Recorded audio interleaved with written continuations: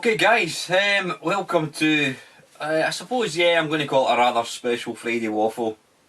As you can see with the name, it is my 1000 subscriber special, got to say, I've never done a sort of special video as such. I was always going to do one for 100, and then it just kind of, before you know it, you're over it and you kind of forget about it.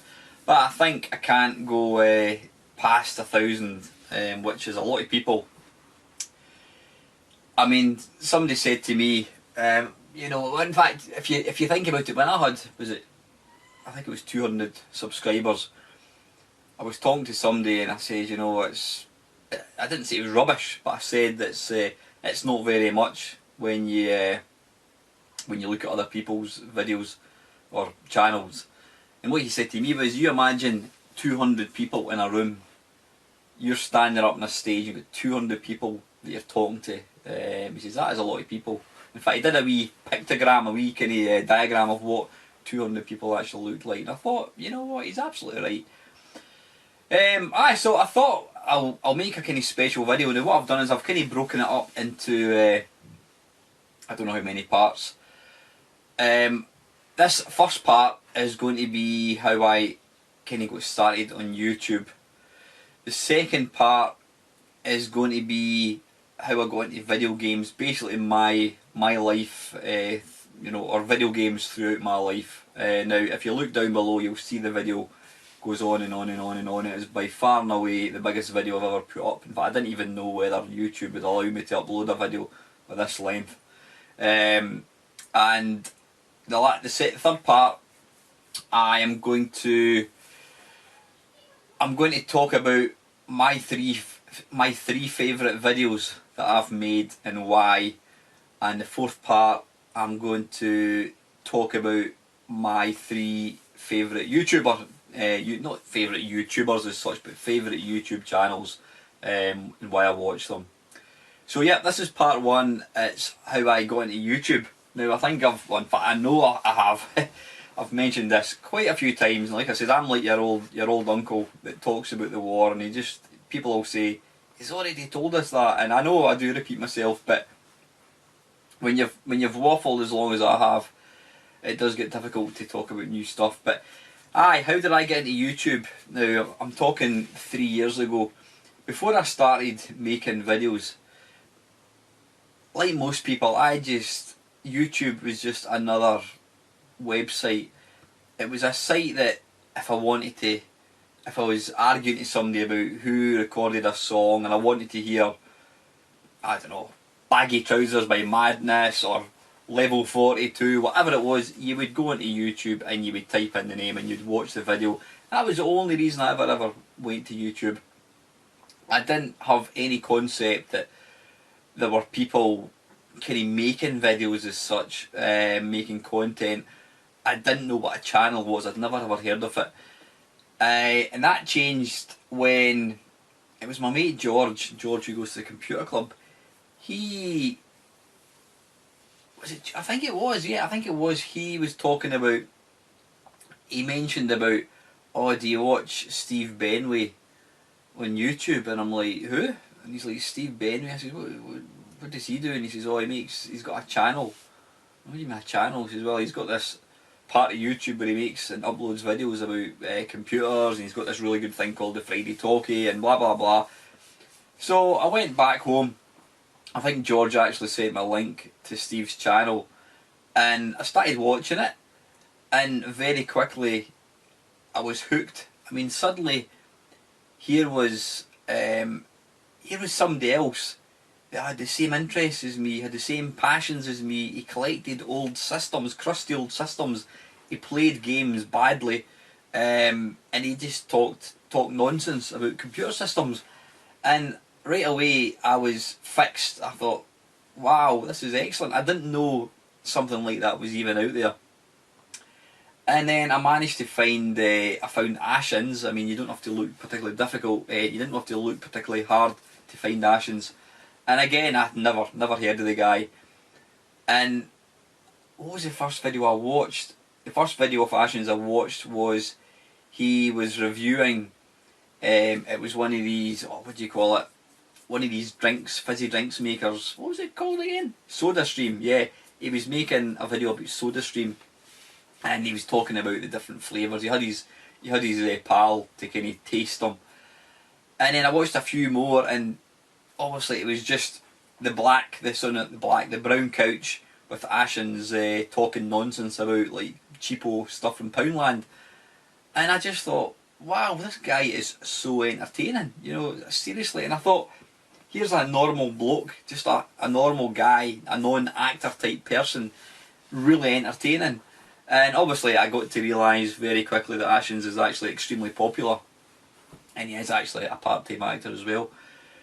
But it was these two channels that made me aware of YouTube as being more than just somewhere to go and look at a music video. So then, I don't know what came first, but anyway, so that was how I kind of really became aware of channels as such on YouTube. I mean, I'd obviously, like most people, I knew what YouTube was. I said, you went there to look for a music video or whatever it was. But I was going through a phase. I mean, I've been collecting all these systems for quite a long time, as I'll talk about later on in part 2, I think it's going to be. I got to a point, 3 years ago, where I just, my mojo, my gaming mojo, just seemed to disappear. I really had no interest in playing anything. I had all these systems to play, and there was just nothing that really floated my boat. I don't know, I kind of lost interest in gaming for a wee while. And then, I don't know what it was. I think it might have been, that might have happened round about the same time as I got to know about Steve Benway. And I thought to myself, why don't I record myself playing a shit game for 10 minutes? So I came up with what was called the Mainmeister 10-minute mashup. Now that was my very first feature. I mean, I've got more features than a bloody Ford Fiesta Z-Tech. The problem is I've got all these features and I forget about them. I mean, you've got to try and maintain features, and it's not always easy. I mean, some of them, that was the year that was. I've not made one of them for a long time. I did get to the kind of stage where I'd kind of exhausted all arcade games. So I thought to myself, why don't I play a crap game for 10 minutes? So what was the first game I played? It was on the Mega CD. I can't remember what it was called again. And it was all kind of pre-rendered video type stuff. So I set up the camera. It wasn't this camera. I can't even remember what camera it was. I think it was one of these wee pocket digital things. Wasn't a particular lot of money. So I set it up. I think it wasn't that TV, because that's actually a new TV I've got. But a second-hand new TV. But I set up the camera on a tripod. I had this tripod for years and years. In fact, it used to belong to my dad. So I set up this camera on the tripod, and I pointed it at the TV, and I loaded up this game, and I just talked while I was playing it. And so that was the very first Mainmeister 10-minute mashup. Excuse me. I actually used to, if you've been following the channel for any length of time, especially at the beginning, I used to actually number them. So it was like number 1. I think I got to, I don't know, 300, and I stopped numbering it. It was just becoming too much a chore, because when I hadn't maybe made a mashup for a wee while, I had to try and remember, what number am I up to? And I had to kind of go back in and dig it out and have a look. So I kind of dropped the number after a while. Now, interestingly, after, I don't know, I started my channel, and I mean, I didn't have an intro. I didn't have an intro at all. I mean, what was an intro? I had no idea. I didn't have an intro or a outro. Is that what you call it? An extra? I don't know what you'd call it. Excuse me a second. I'm going to have a taste of my deliciously refreshing milk.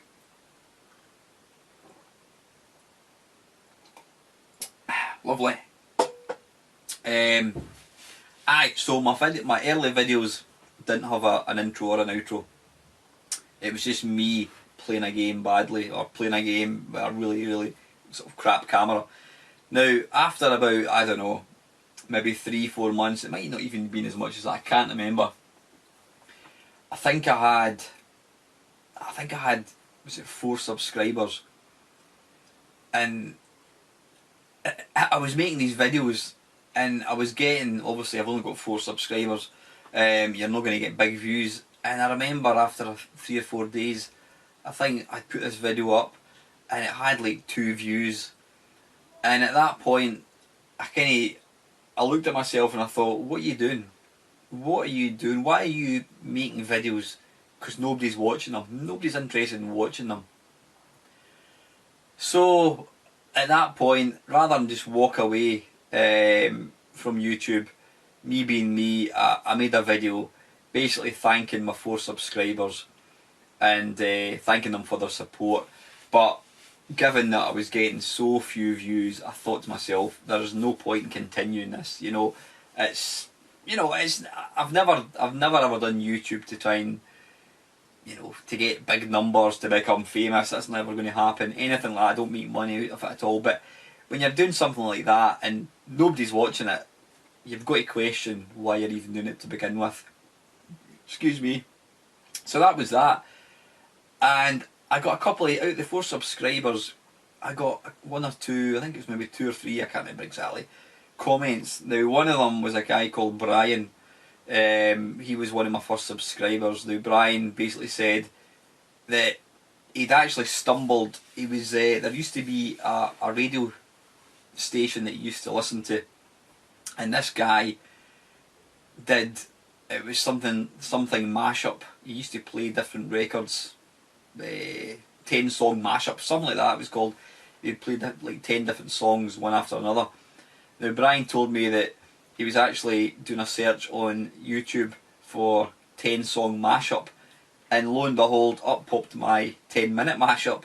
So we started watching it, and he quite enjoyed it. Now Brian's from Scotland, he comes from Edinburgh, I think it is, just outside Edinburgh.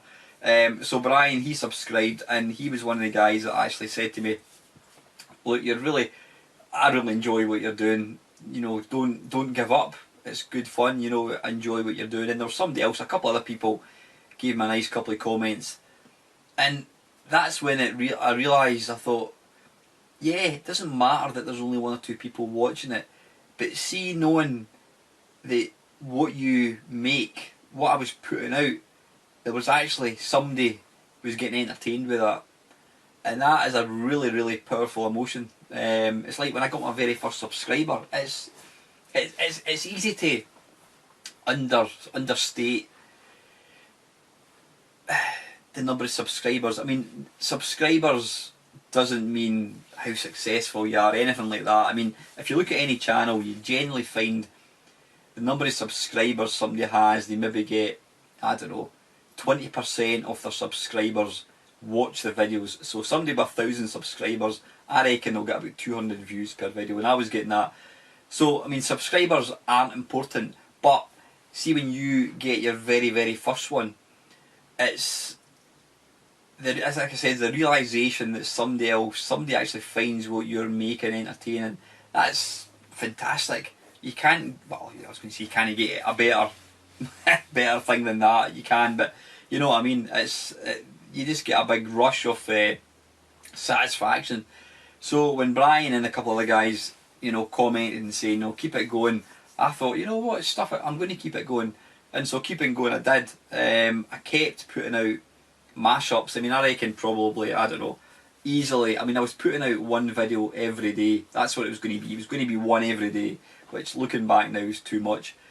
So I reckon probably, I don't know, maybe the first 6 months it was just 10-minute mashups.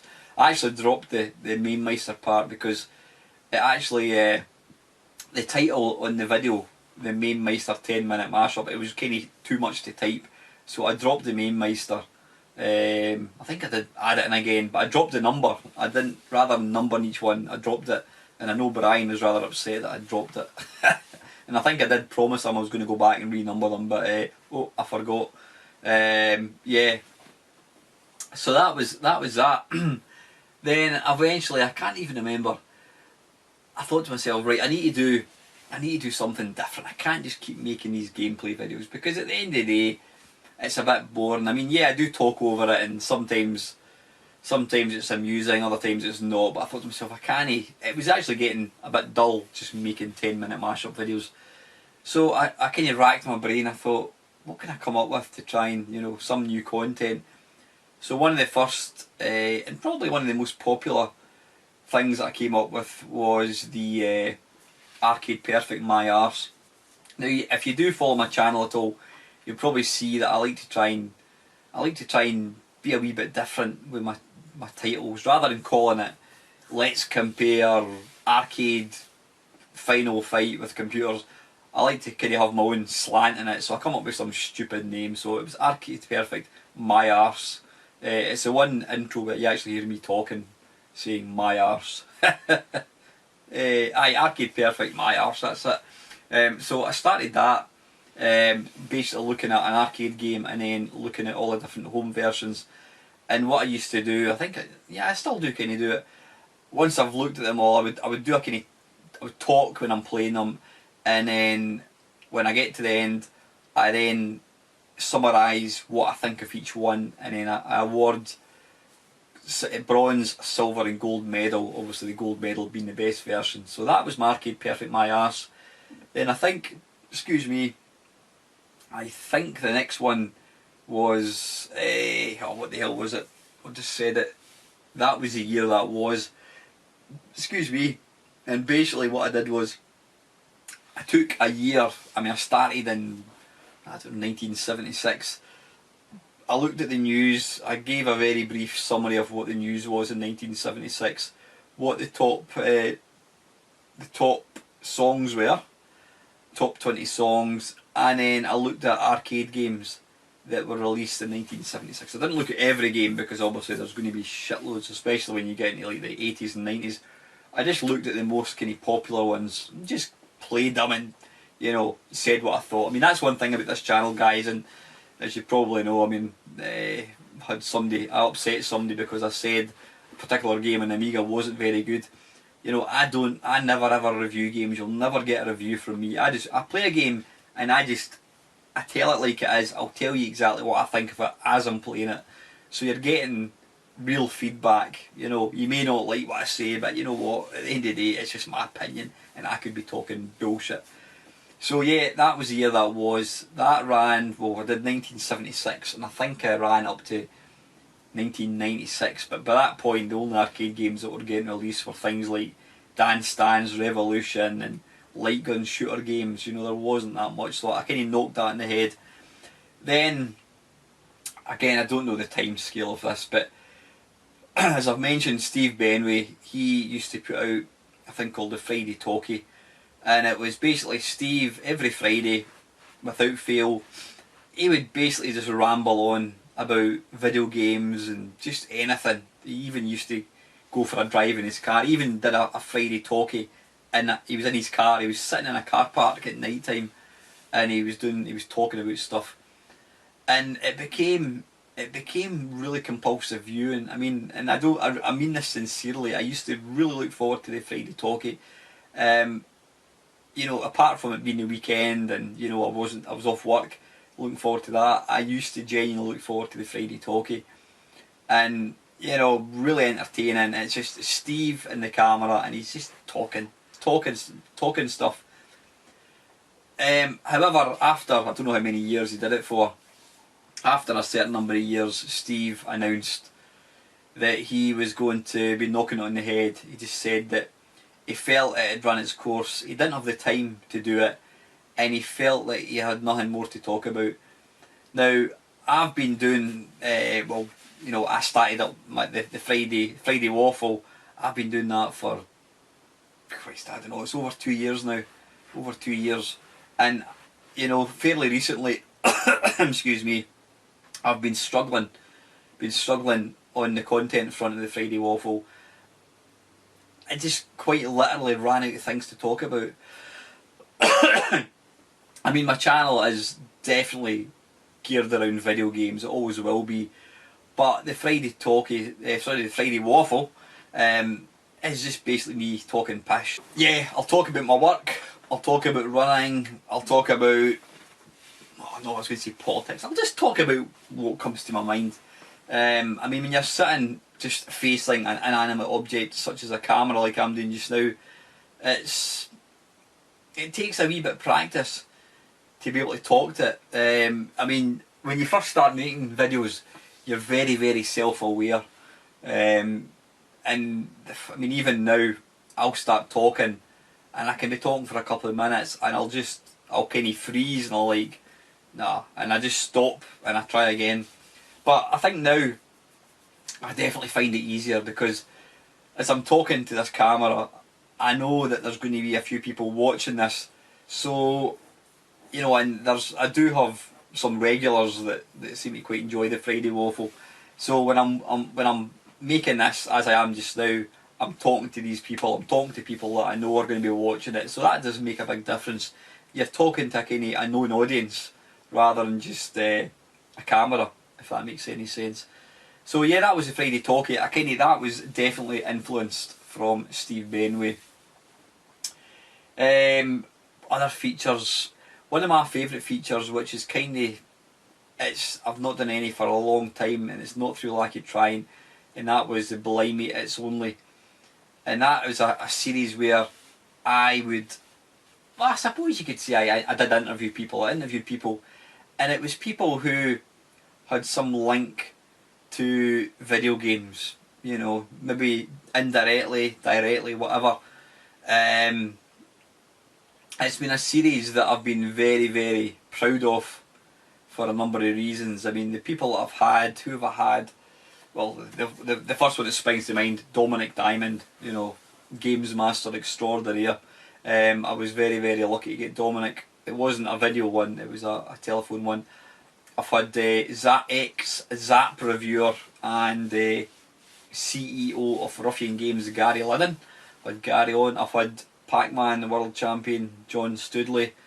I've had my mate Jamie Hampshire, he wrote music for Jeff Minter's TX, what's it called? TKX, the Tempest thing for the Vita. Plus he's an amazing, he's written a game for the Atari 2600, the Evil Father. Jamie, I've also interviewed, my very first one was Paul E. Moz. Now, Paul's a good mate of mine, but he's kind of a frustrated journalist. I mean, he's a civil servant by day. I hope he doesn't mind me telling you that. But he's actually in the process of writing a book. This book has had a longer what's the word for it? Thingy period. It's been getting written for the last 72 years, I think it is, and counting. I'm convinced I'm going to die before it's released. I keep putting it on my Christmas list every year, and it never gets released. So I'm hoping it does get released before the turn of the century, or before I kick the bucket. But I interviewed Paul. Who else? I've interviewed Tony Temple. He's a good friend of mine. He holds the world high score record for Tempest Missile Command. I had a really great interview with Jim Bagley, you know, ex-Spectrum, well, I'm saying X, what am I talking about? Spectrum programmer. He's worked on the VR, the Samsung Shield, Samsung Gear VR experience. He wrote Midnight Resistance in the Spectrum. He's written software for tons and tons of machines.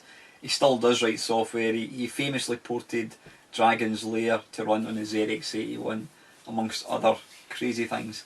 Is that it? I think that may be. But I have been trying to get other people. I mean, the people I've tried to get a hold of, in no particular order, Jeff Minter. I was promised Jeff was going to do it, but he's never actually done it yet. Jeff Minter. I've got a hold of Gary Penn a couple of times. He's the ex-Zap reviewer again. I've got a hold of Gary a couple of times, and he does say he's going to do it, and he never does it. Stuart Campbell, fellow Scotsman, ex-Amiga Power reviewer. Stuart says he used to live quite close to me. He's actually a friend of a friend. But again, trying to get a hold of these guys. I mean, because this sort of hobby of ours is quite popular, then these guys probably do get pestered quite a lot. I've also tried, who have I tried to get? I've even sent Eugene Jarvis. In fact, I've emailed Eugene Jarvis. creator of Defender and Robotron. I did email him a long time ago, but I don't know whether the email address was still valid. Who else? I've Nolan Bushnell. I've contacted him on Twitter, but I've never heard back from him. Tony Crowther, C64 guy. Martin Galway. So yeah, there's a lot of people I've tried to get, but it's not always easy. It's not always easy. These people have got their own lives as well, sort of thing, and they probably do get kind of pestered silly. But yeah, so that's probably one of the series I'm most kind of proud of. It's just something a wee bit different. The reception to the interviews that I do is always really good. You always get one or two people, you know, sort of, oh, you were talking too loud, or you were sort of saying too much, kind of thing. But interviewing somebody is a bit of a skill. It's not something I'm particularly good at, but it's a learning curve, you know. So you've got to start somewhere. So yeah, and I said over the last year or so, I've come up with these other daft things. The 8-bit face-off kerfuffle. I compare 8-bit games, Spectrum, Amstrad, Commodore 64. God, what else? Loads of other things. So it's one of these things. It's just been growing and growing and growing and growing. It's one of these things. It's a hobby, and it is just that. It's a hobby. I said I don't make any money out of this. Unless I was going to make big bucks, you will never see adverts on my videos because I don't want. I know myself. It kind of does annoy me a wee bit when I go to watch a video, and I've got to sit through, you know, a 30-second advert, and there will be times where I think I can't be arsed, and I'll just leave it. I'll just jump to something else. So yeah, I don't make any money out of it, and you know, I certainly don't intend to do it. But it's a hobby, and I really enjoy it. It's one of these things where it's like anything in life. You go through ups and downs. I mean, I did go through a phase a couple of years ago where I was getting quite obsessed about the whole YouTube thing. I was making videos every single day, and I was spending hours and hours and hours and hours, and it kind of it did come to a head one time when my wife basically said to me, I think you need to think about what you're doing with your YouTube thing. I says, what do you mean? She says, well, we never see you. She says, you're at work and then you come in and you take the dogs a walk, you have your tea and then you go upstairs and we don't see you. In fact, you know what it was? I was actually, I'll tell you exactly when it was. It's when I was doing the Blimey It's Only. I recorded an interview and it went on for like 2 hours, and unfortunately it didn't work. The audio quality was absolutely diabolical. So we reconvened the following day and we did it again. So for one night I was upstairs for like 2 hours at a time, then the following night back up again. But yeah, that was a bit of a wake up call for me. I thought, you know, well, as much as I would like to argue and say no, that's not true, I realised I was spending way too much time doing it. And because it's a hobby, you've got to regulate yourself. I mean, I've got a job, I've got a family, I've got my running that I do, I've got my video games that I like to play, I've got other things I like to do, I've got, you know. So, you know, you should never ever let it become obsessive. I mean, I know there has been, I'm not going to mention who it was, but there was a chap, a rather famous sort of retro gamer, very, very popular, and I believe he had a complete meltdown on YouTube because his wife had basically left him and took his kids, and it was all because of his obsession to YouTube. So, you know, I would never want that to happen, because at the end of the day, and you know, I hate to say this, but at the end of the day, if something bad was to happen to me, the channel would just stop. And as much as I've made a lot of friends over the last few years through YouTube, guys that I've met in real life, you know, real nice people who I consider, you know, good friends. At the end of the day, the majority of people they watch your videos and yeah, they comment, which is really, really nice, and I always do appreciate that. But ultimately, you know, if you can't make videos, then it'll just stop. So you've always got to prioritise. You should never ever let your video making take precedent over anything else. By all means, if you've not got a family or a wife or anything like that, and you've got loads of time and you want to do it, by all means. I mean, I'm a great believer in the more you put into YouTube, the more you get back. But one thing for any sort of budding new YouTuber, if I was to give any tips, it would be find something that you're genuinely passionate about. People can detect whether you're genuinely into something. I mean, there's a few YouTubers that I watch, and their enthusiasm and their passion for what they're talking about. I mean, my mate Dean, Return to Gaming.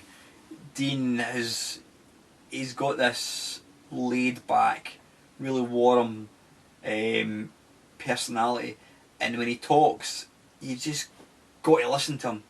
And it's the same with Dave Longboy's Post 1975.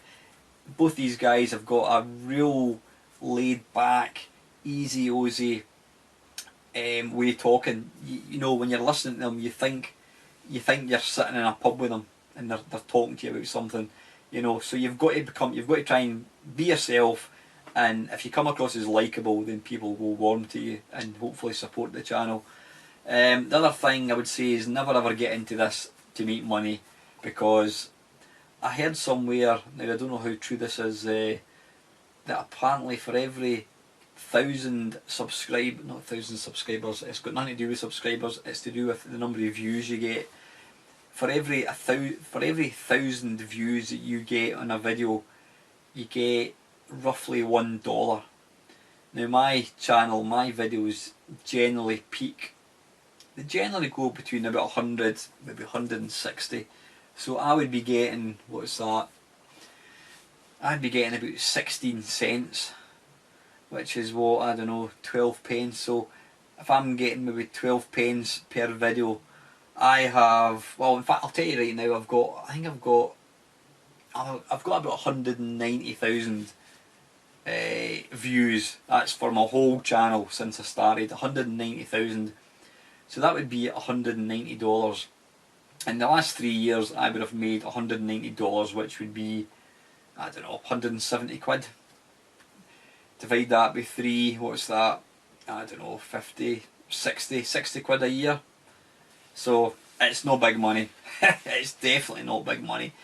If you want to make money in YouTube, then don't talk about video games. Well, don't talk about old video games. Play Minecraft, play Roblox, play Call of Duty, and just talk about them.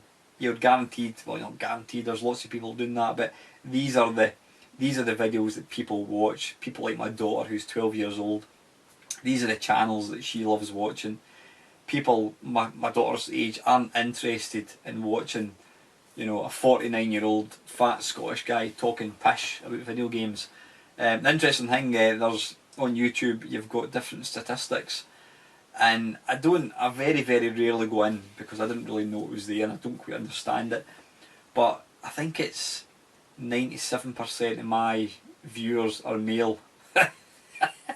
So yeah, I've got 3% female viewers, so that shows you. And I think the average age, I think it's between 35 and 45, so yeah, it's pretty much what I would expect it to be. I don't expect young people to watch what I do. I certainly wouldn't, well, maybe I would because I'm older now, but when I was 16 I certainly wouldn't watch a 49-year-old guy talking shite. You know, but yeah, talk about things that you're interested in. Don't go in to make money. Be patient. Be patient. If you go in thinking you're going to get 100 subscribers after a week, you know, making videos about what we're talking about, then you're probably going to be disappointed. I mean, don't get me wrong, there's a few guys that are in our sort of community have done really well and have gone up really quickly. There's always exceptions to that rule, but you know, when you're first starting off, you get 1 or 2 subscribers. You're lucky if you get a subscriber 1 a week. You know, it's that's how difficult it can be. You've just got to establish yourself. You've got to get known. I mean, I did get a mini shout out. I got a shout out on Steve Menry's channel years ago, and I think it got me an extra 30 subscribers. I think I was on 70 at that point, and I think I got an extra 30, which was excellent. But you've just got to work hard, keep putting out videos. If you want instant success, then I would seriously suggest you go and do something else, because you're not going to get that. You've got to work hard. You've got to put out regular content. That's another key thing. regular content. I'm not saying you put out 2-3 videos a day. I would say even 1 video a day is too much. I used to do that. But, I mean, as well as making YouTube videos, I like to watch them. And if somebody's constantly putting out video after video after video, you simply don't watch it. And in fact, what can end up happening, it can have a detrimental effect because somebody's putting out so many videos.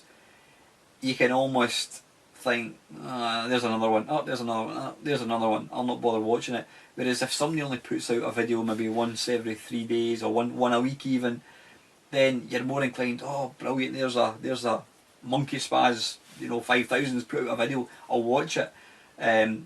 So don't put out too many, but it's important you get regular content. If you make a video and you don't make one for 3 months, somebody who's maybe subscribed to your channel, they're going to go on your channel and think, oh, the last time he made a video was 3 months ago, and he's going to unsubscribe. I know I do. I mean, if somebody doesn't make videos for maybe a couple of months, then I'll just come off the channel, because there's no point in sitting on my channel that doesn't get any content made. But so yeah, make regular content, but don't go over the top with it.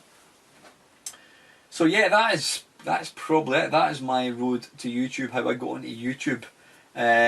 So the next part is going to be me, basically my life, video games, how they've affected me when I started playing video games, and where I've ended up to get to where I am now. So enjoy. Right, okay, how did this love affair with video games start? Well, I would suggest you take a seat. In fact, what to do is put the kettle on, find a nice comfy seat, and try and relax and not fall asleep. Yeah, my very first experience, when I say experience I mean seeing a video game, it would be probably 1976, 77. It was Edinburgh Airport, and we were, my family, my mum, dad, me and my sisters, we were going to watch Planes Land. Now, that probably sounds extremely sad, but back in the 70s, that's the kind of things you did. That was a treat. We used to go to the airport to watch Planes Land. I think my dad had one of these radios where you could tune in and listen to pilots talking. So that's what we used to do sometimes. We weren't train spotters or plane spotters, but that's what we used to do. That's how we rocked back in the 70s. None of this iPads and going to the cinema. We went to watch Planes Land. So yeah, we went to the Edinburgh Airport and I saw a Pong machine. Now, I remember walking past it and I said to my sister, what's that? And I think we went back and we kind of stared at it for a few seconds, and that was it. And there was nothing then I could say stuck in my mind. It wasn't something that I saw and I went, blimey, I need to get into that hobby. Fast forward, I don't know what the time scale was, no idea. Fast forward maybe a year or something, I was through seeing my granny. She used to live in Edinburgh. Through seeing my granny, and as grannies do, she said to me, we're in the living room, she said to my granda, go and let Alan see what you've bought. So my granddad disappeared into the bedroom, and he came through with this box, and he pulled out this thing, this bright, I can only describe it as bright, nuclear orange, bright orange, orange, as Billy Connolly says, orange, bright orange thing, and it turned out to be a Binatone TV game. Now this thing had squash, it had tennis, which was 2 players, it had squash practice. Squash was just 3 walls with 1 bat. Squash practice was the 1 bat. Squash was 2 bats, so you took it in turn. Football was like a tennis court, but you had the goal at either side, and each of you had a goalkeeper and a striker, so you had 2 bats. It had that, so it had the 5 games, and my granny let me take it home. And yeah, this thing used to take it was 6 AAA batteries, not AAA, it was a big massive, huge big batteries which kind of quadrupled the weight of the thing. Now back in the 70s, batteries were bloody expensive. I mean, I was going to say I don't know how much batteries are now. If I go to IKEA, which every man probably gets dragged to on a Sunday, the only good thing about IKEA is the meatballs and chips. But yeah, the batteries back then were really expensive. So anyway, back on track. I go home with this TV game thing, and yeah, it was. We played it for a while. I think at that point, I'm trying to think. When one of my sisters was married. She was away. My other sister, she was into boys and that kind of stuff. So she wasn't interested in playing with this thing. So invariably, it was me playing squash practice, and it wasn't long before I started to get pretty bored of the thing. Round about the same time was when all these now I was going to say LCD, it was the LED, what was it, Astro Wars, all these little handhelds.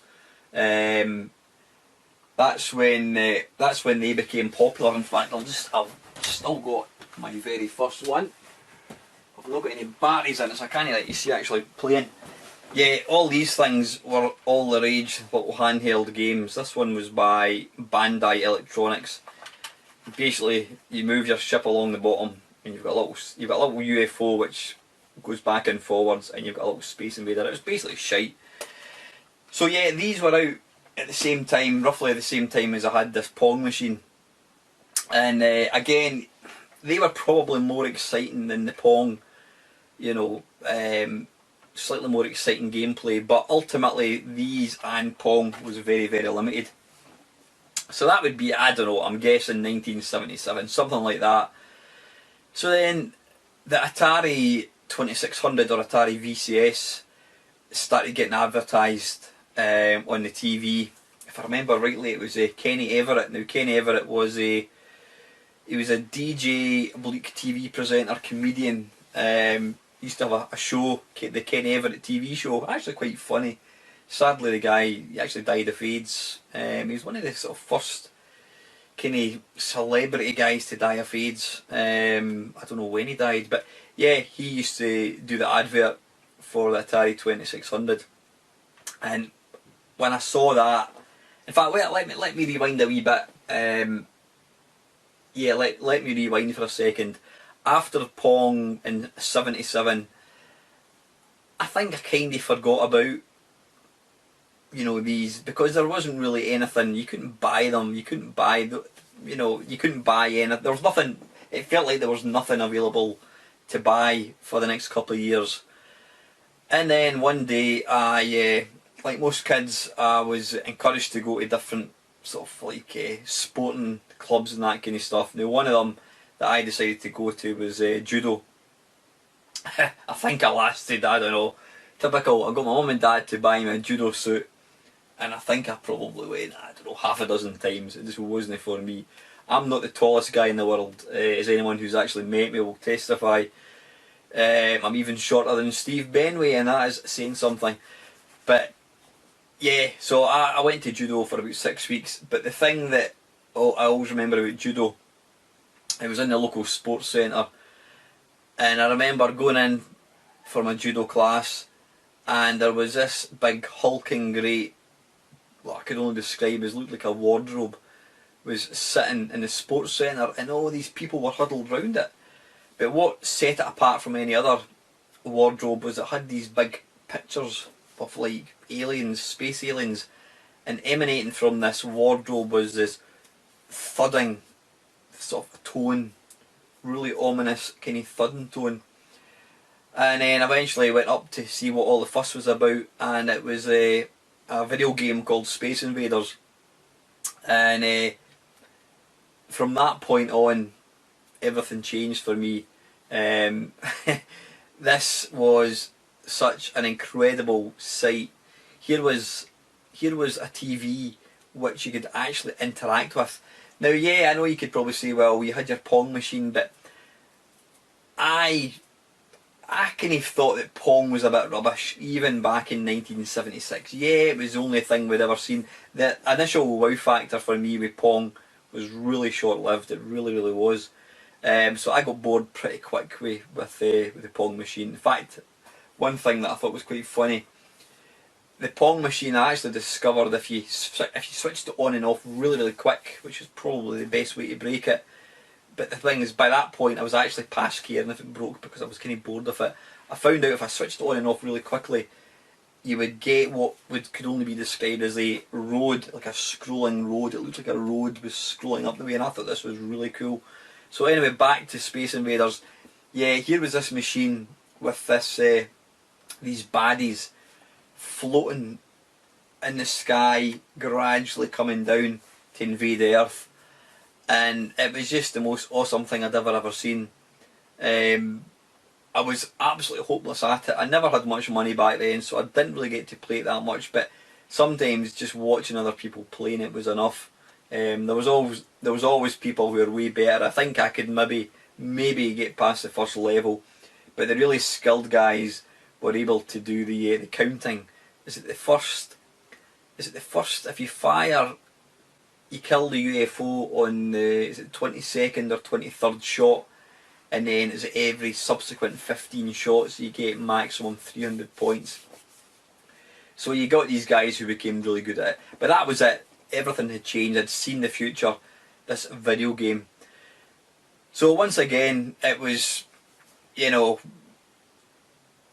there was nothing out for the homes apart from there was more and more versions of Space Invaders, you know, the little LED Space Invaders things. And then, I don't know when it was, this Atari 2600 started getting advertised on TV, and you could play Space Invaders. And as a 12, whatever age I was, I don't know what I was, say I was 12 years old, it was just like the most fantastic thing ever. Here was this arcade game.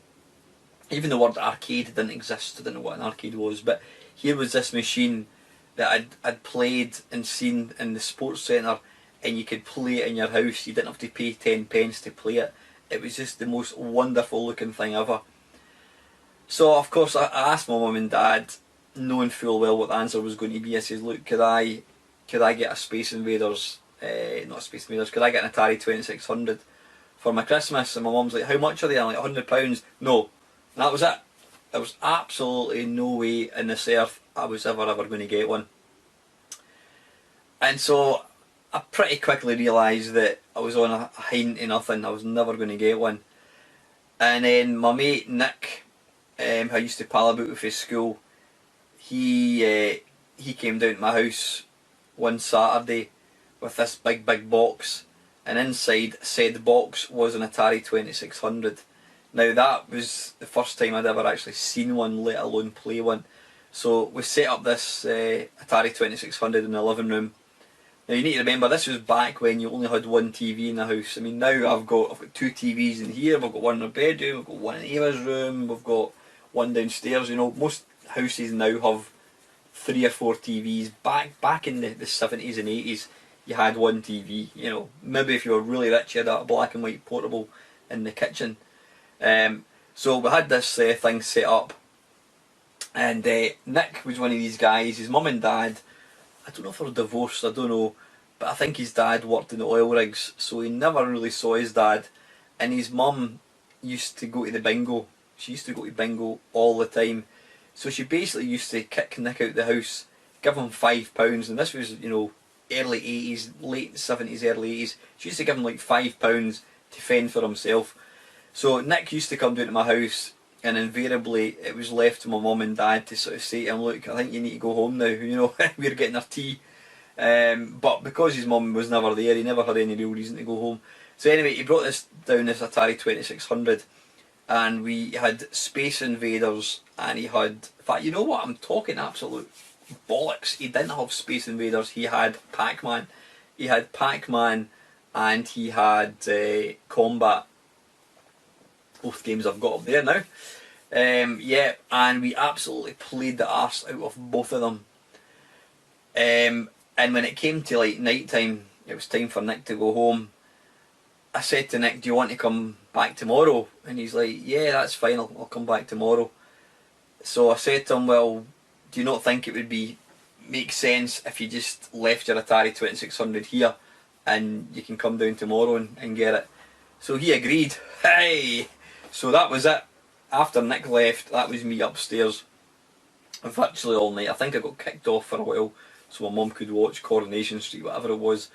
But I then played Pac-Man and Combat, you know, till bedtime, and then I played it all morning on the Sunday. I played it right through until Nick turned up, and then unfortunately he did want to take it home.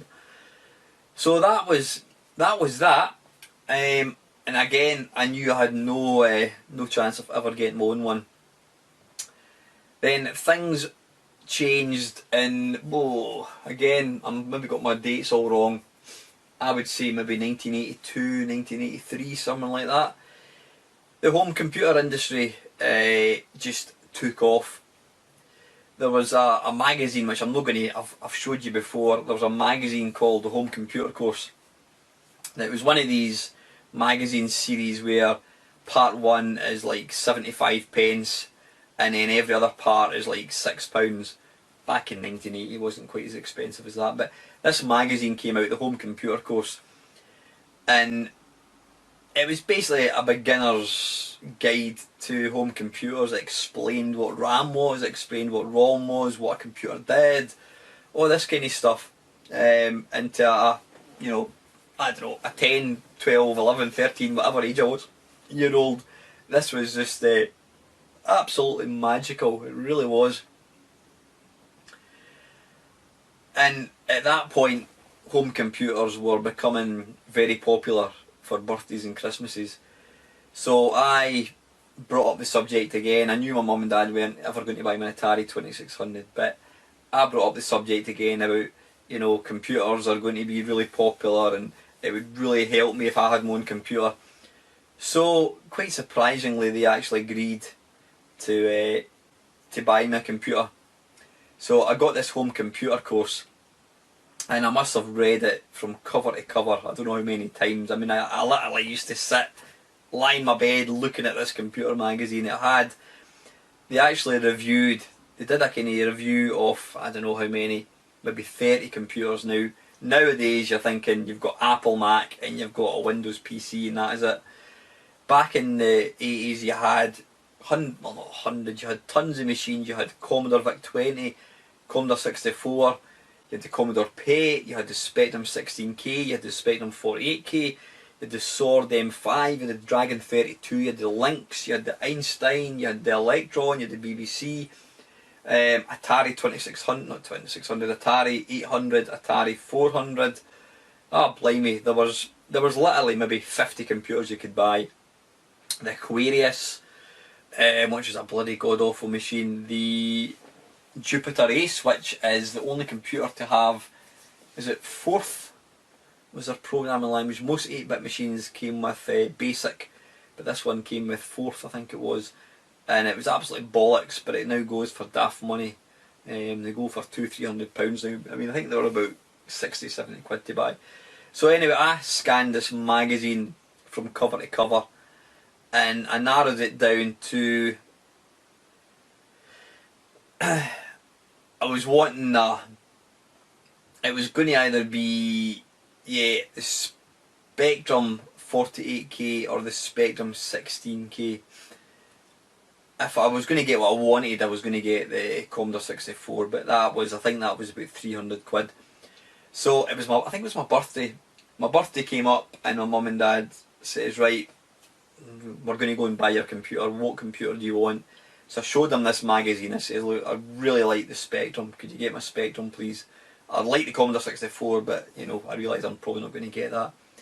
So they left me to it. Off they went into Edinburgh, and I was so excited about getting this computer. And then they returned a couple of hours later, and I think I got to open it right away. I can't remember exactly. So they returned with this computer, and I was so excited, thinking I could play Manic Miner. Not Manic Miner, that wasn't even out at that point. what do you call it? What's the game? Flight Simulation and Make a Chip. I thought, excellent, I can play these. And The Hobbit, yeah, The Hobbit had been released at that point. And I opened the bag, and it wasn't a Spectrum, it was a Texas T19948. And yeah, it looked really nice. I mean, the reason for buying it was, according to my dad, it looked a better computer. And yeah, he was right, it did look a better computer, but it wasn't a better computer, as I soon found out. So I thought, well, I've got it now, I better make the most of it. So at that point you couldn't buy any games. I mean, buying games in shops wasn't really commonplace. I mean, this was before W.H. Smith, Boots, John Menzies, all these places. This was before all these places existed. Back then it was just little independent computer shops. So I had a look in, I think it was Computer and Video Games, and there was an advert for a game for the Texas T19948, and it was called Core. Yeah, called Core. So I sent it off. I'm sure it was £5.99, something. Just, you know how some of these things you shouldn't remember, but there's just something in your head and you think about it. I sent off my, I think it was a postal order or a cheque. Back then, I think I got my mum and dad to write my cheque and I had to give them the money. Sent off a cheque for this game, and it arrived, and I loaded it up. Yeah, it was a tape recorder thing you had to use. I loaded it up, and yeah, I looked at the screen inlay, or not the screen inlay, the cassette inlay, and it was basically I had to navigate this bomb down through the core of the Earth and destroy it to stop Earth being destroyed. So it sounded really exciting. So I loaded this game up, and the reality was you were controlling, I think it was the letter V, and you had to manoeuvre through like a big swarm of birds, which were the letter W's, and they were all static. There was no movement. The only movement was your V could move a character, side left to right, and you eventually got to the bottom, and you touched this. You got to this bomb, and the game ended. It was absolute shit with a capital S. It was written in BASIC as well. Now that was the only game I ever got for my Texas. That was enough. I knew then that I didn't want to waste any more money buying another computer, because buying another game, because they were just going to be shit. Now the funny thing was, my mate James, he was studying computer studies at was it Reading? Newcastle Polytechnic, yeah, Newcastle Poly. Now, James came back during the summer, and he was a massive kind of computer fan. He didn't have one at that point, but he came down to my house, and he programmed. It was the start of a Defender game, and the only bit he'd actually managed to do was he got the ship moving up and down. I don't think it even moved left and right. Yeah, I could move this ship. It looked quite realistic. Move this little Defender ship up and down, and he got the firing. You know how when you fire in Defender, it's like a wee laser line, but it all kind of fragments and breaks up.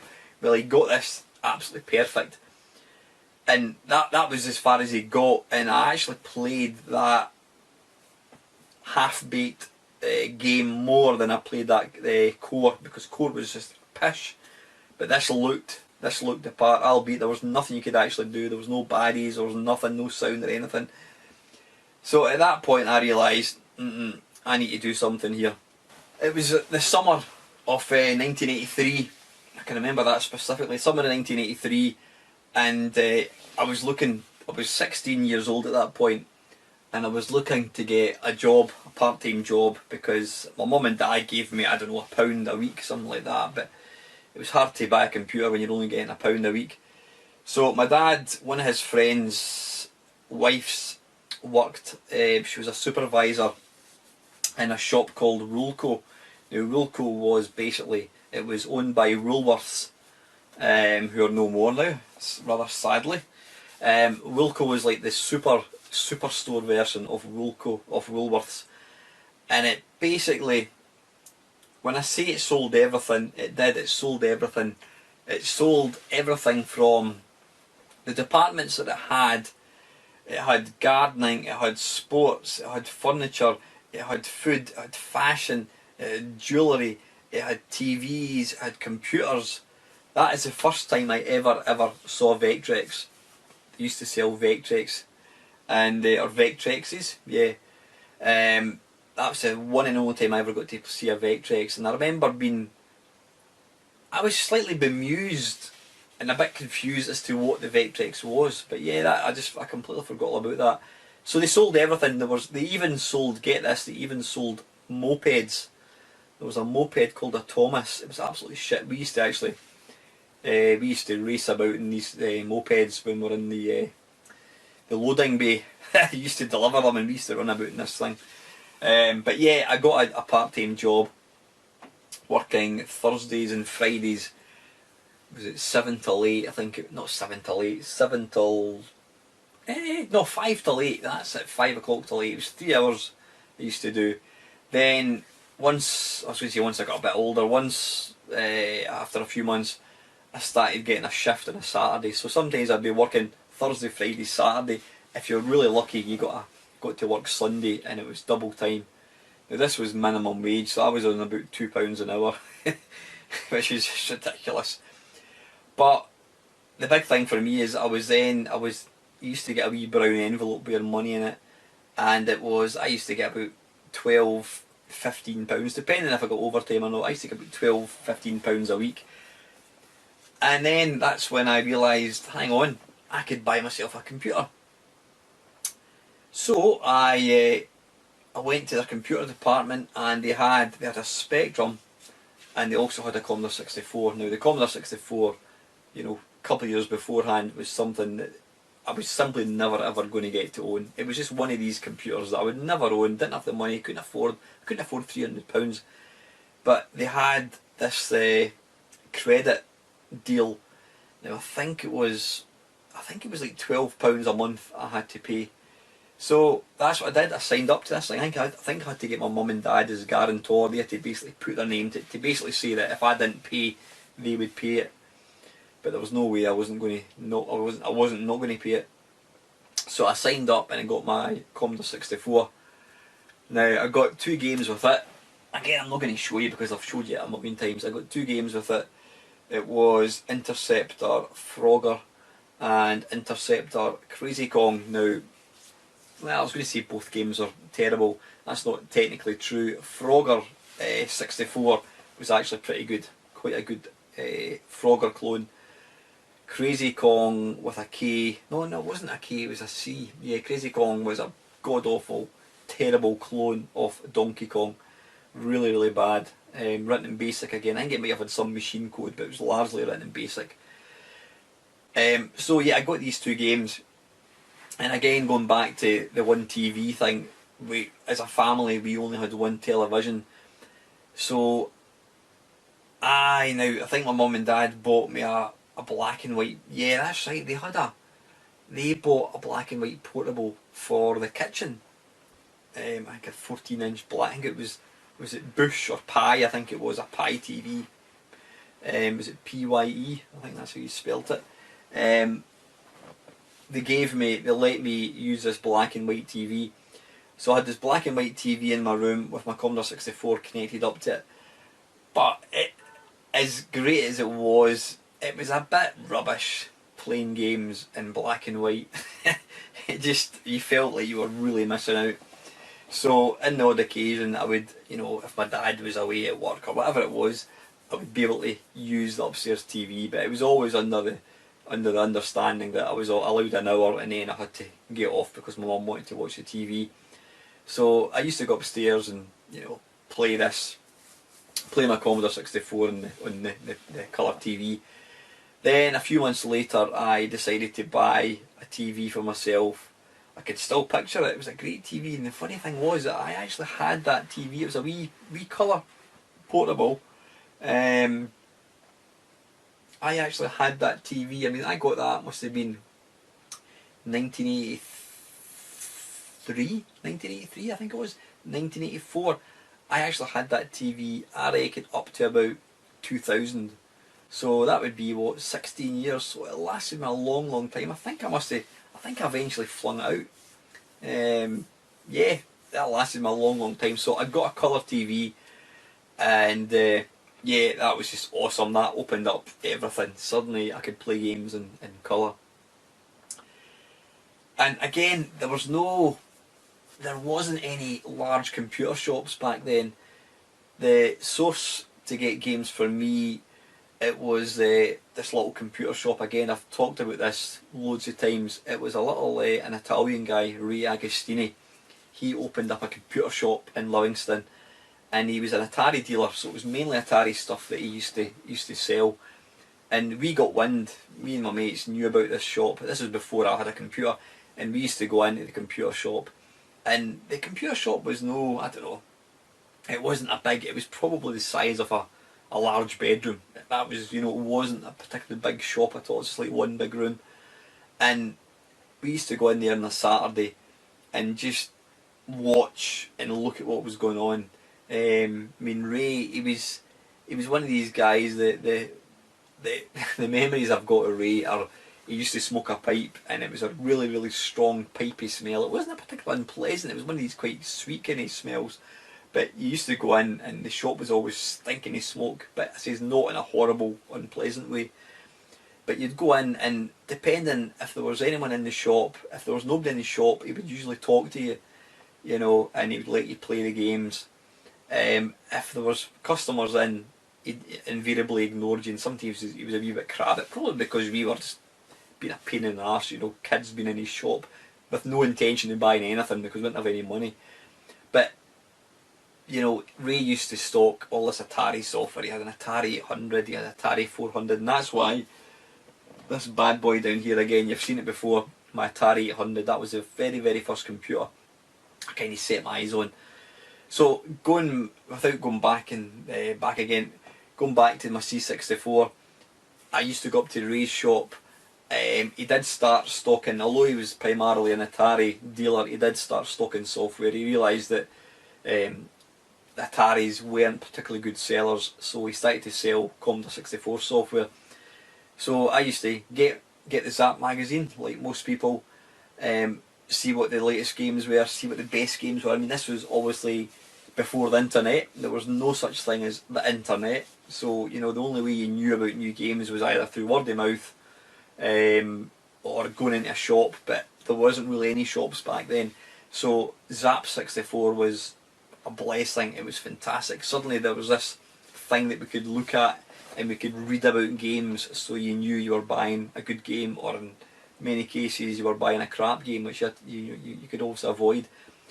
So I used to go I would get Zap magazine and I would thumb through it and say, right, I'm going to buy that game. And I would go up to Ray's, and some days he'd have the game, other times he wouldn't. The funny thing was, I used to finish work on a Saturday at, I think it was 5 o'clock I finished, and Ray's shop used to close at 5:30.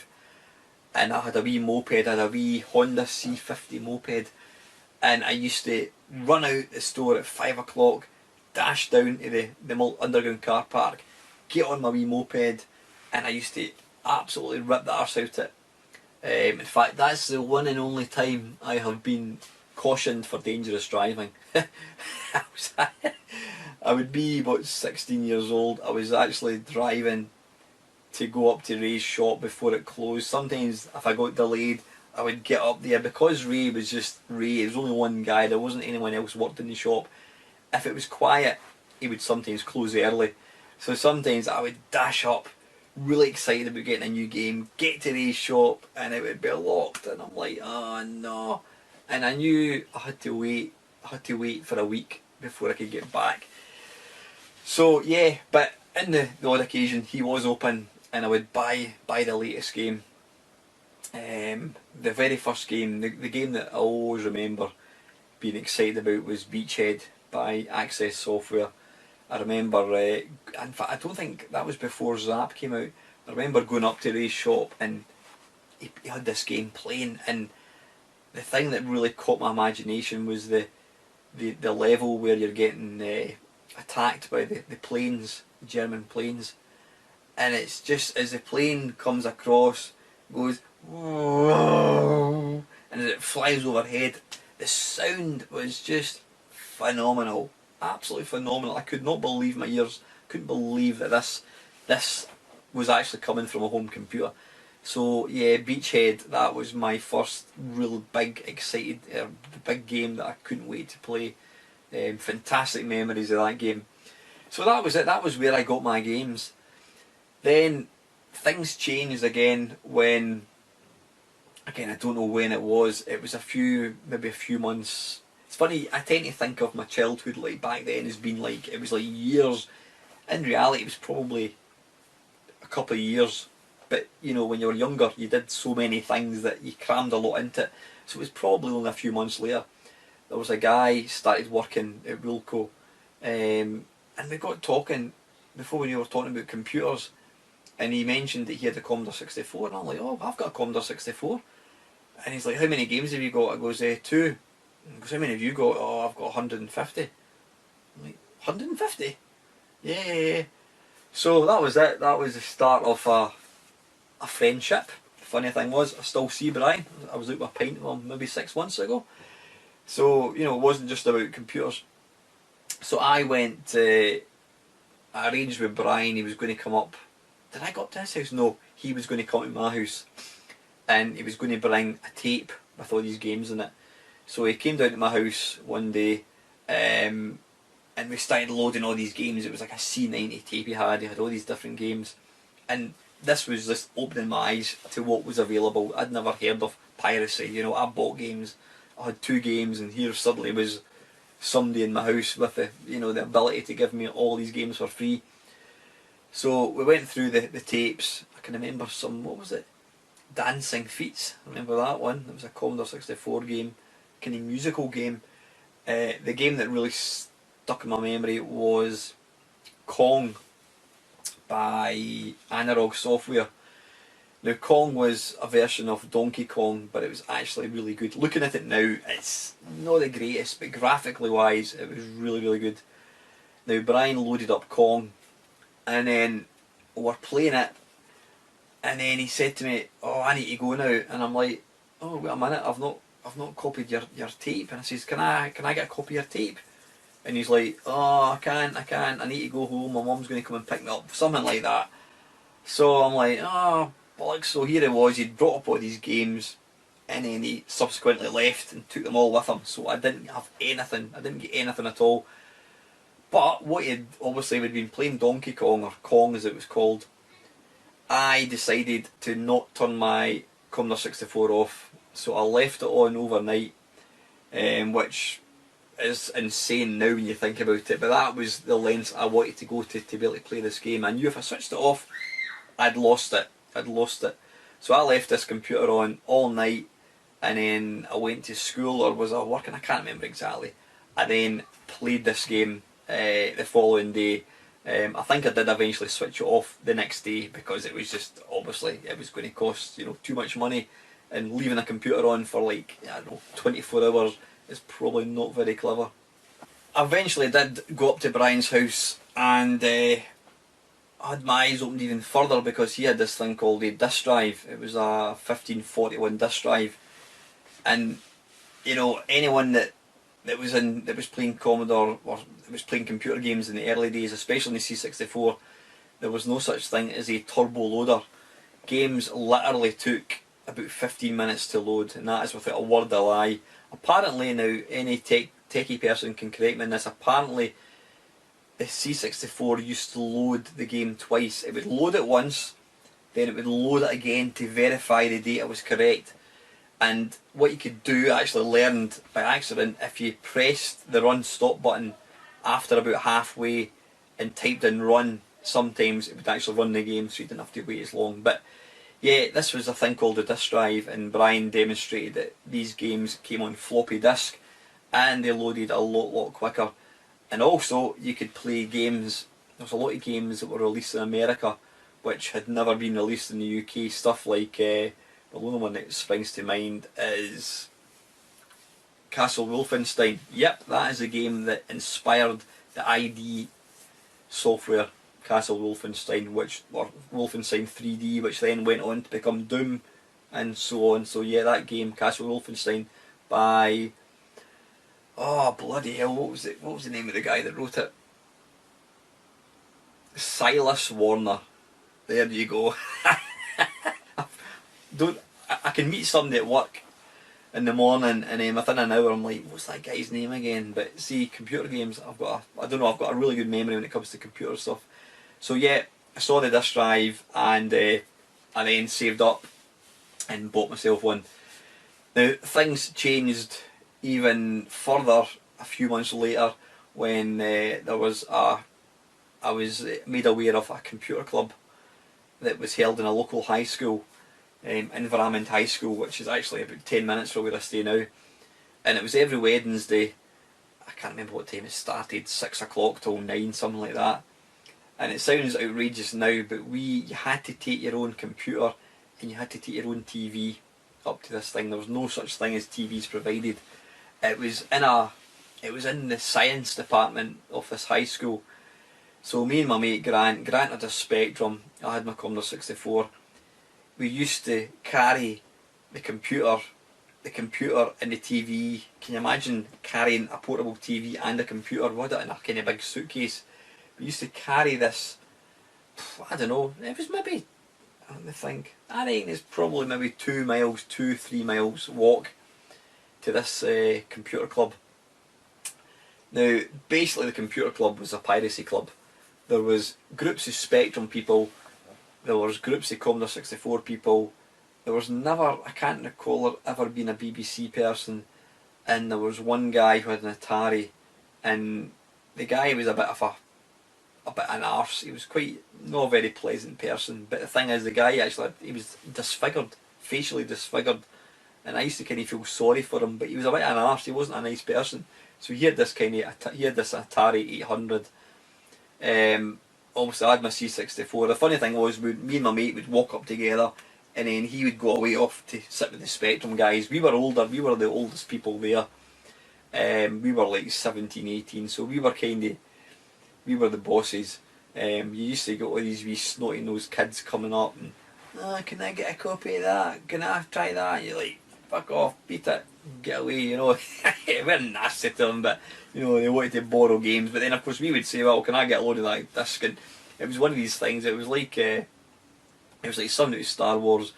It was all about bartering, and well, if I give you that, you need to give me a loan of this. So we used to go up and copy games, and you'd get up there and you'd just spend all night copying discs and what have you, and then you get back home and you'd fire it up and, oh, that works, oh, that doesn't work. And I mean, I had discs, and Grant, he used to copy a C90. You know, it was always a lottery. He would sit there, go down to Grant's house and would sit there, load, you know, apostrophe, and he would wait, boop, Hyper Sports, oh, beauty. And it would get the loading screen, and then it would just go, ooh, white screen, crash. So that was the computer club. That really that opened up things a lot. So that went on for quite a long time. But then I got a full-time job, and I started obviously getting better money. I mean, I was only on just over £2,000 a year, which I think I used to get about £150 a month, which is just outrageous. You know, less, that was with tax taken off. So I was buying games. I was still copying them sometimes, but I started to buy a lot more games, got a bit more disposable income. Then in 1987, I think it was, 86, 87, there was an article in a computer magazine, and it had a picture of a game called International Karate. Now, it wasn't the International Karate that you see that Archer McLean wrote. It was a different looking International Karate. I don't think it was ever released, and it was running on a Spectrum. It was running on a computer called Atari ST. Now, this just looked phenomenal. It was called a 16-bit, which meant nothing to me at all. But all I could say was the graphics were just incredible. They just, compared to the Commodore 64, the graphics for this thing were just mind-blowing. Excuse me. Now, I was at college at that point, and I remember me and one of my mates, Kenny, were talking about it, and we're like, bloody hell, this is the future. I've got to have one of these. But they were so expensive. But again, back up to Ray's computer shop, And how much is your Atari ST? Oh, I don't know, £500, whatever it was, I don't know, £300, something like that. I mean, bear in mind, although I was earning money, I had to give my mum and dad dig money, so I didn't have that much disposable income. So then I managed to get a credit agreement for the Atari ST, 50 quid a month, something like that I was paying. It was virtually all my money gone. Paid up this computer, and it was just phenomenal, absolutely phenomenal. But then shortly after, I don't know whether it was probably less than a year, I reckon, there was a program called Micro Live, and they did a preview on this new computer by Commodore called the Commodore Amiga, and it was just like the best computer you've ever seen, ever. It blew the Atari ST out of the water. It had more graphics, it had more colours, it had, I don't know if it had a better resolution, whatever. It had sound to die for. Was it 4-channel sound? Just phenomenal. You could do like multitask processing, stuff like that. It was the future. But again, this was like £600. There was no way I could afford it. So we kind of muddled along with Atari ST for maybe a year or so. Then I saw an advert. It was a computer shop in Edinburgh called Portobello Computers, and I went along. They were offering trade-ins for the Commodore Amiga. So I said to my mate Ian, "Bloody hell, you can trade in an Atari ST." So Ian had his Atari ST. In fact, he got his a week before mine's. Yeah. So Ian and I one day jumped in the car. At that point I had a car. What was it? It was a Chevette, I think it was, I had at that point. Jumped in the car and we drove through to this computer shop, and with our Atari STs, and it's like, right, can I get an Amiga 500 please? How much is it going to cost? So we had to trade in our Atari ST, and I think we had to pay, it was like £200, something like that, on top of the Atari ST. So we both did that. I think Ian, if I remember rightly, I think Ian's dad gave him the money up front, whereas I had to pay mine off. I wasn't as fortunate as him. So we both got our Commodore Amigas, and yeah, the first probably 6 months the software wasn't much better than Atari ST. The software was all just straightforward ports of Atari ST software, so it wasn't that much better. But then they started to, when the ST, once the Amiga, more people bought the Amiga, people started to move away from the ST, and software for the ST gradually started to deplete, even though it was a good machine.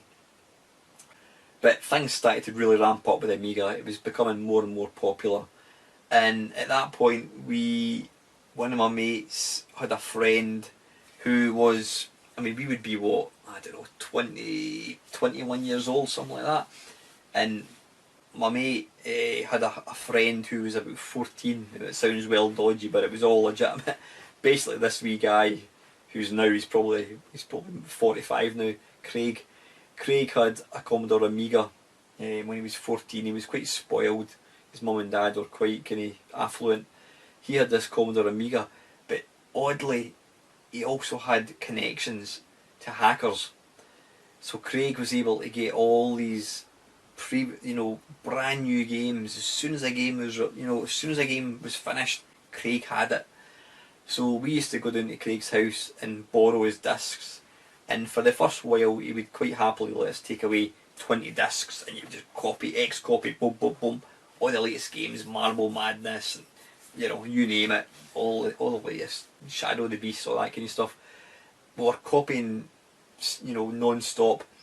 But then Craig started to get a bit wise to us, and he started to realise, wait a minute, these guys are just basically using me, which I suppose technically we were.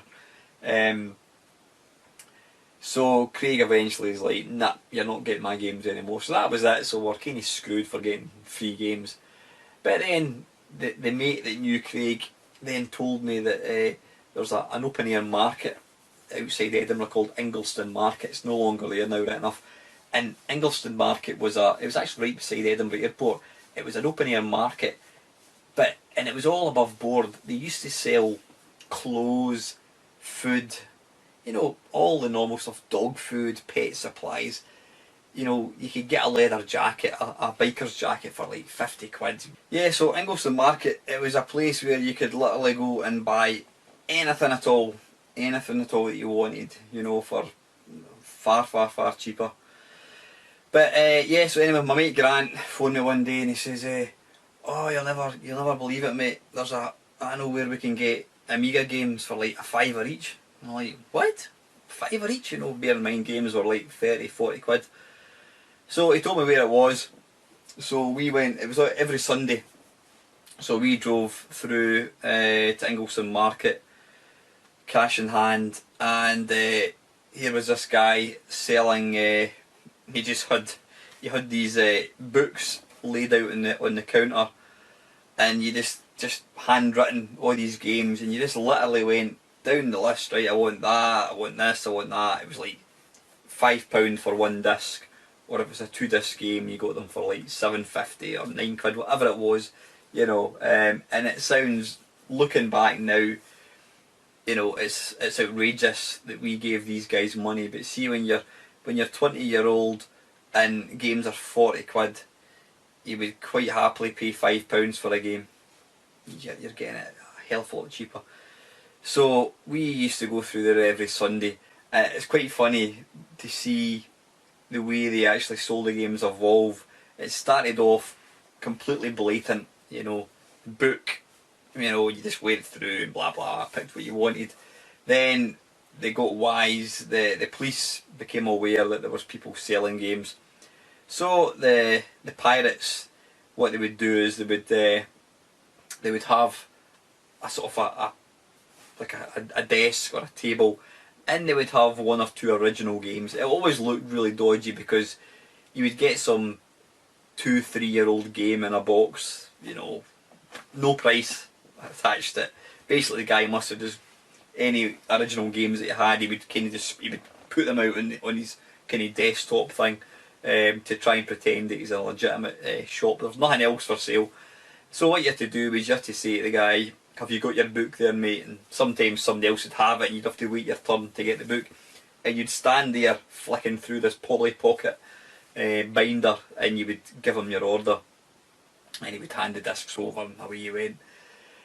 And then after that, there was one or two, I'm saying, there was more and more piracy stalls appeared.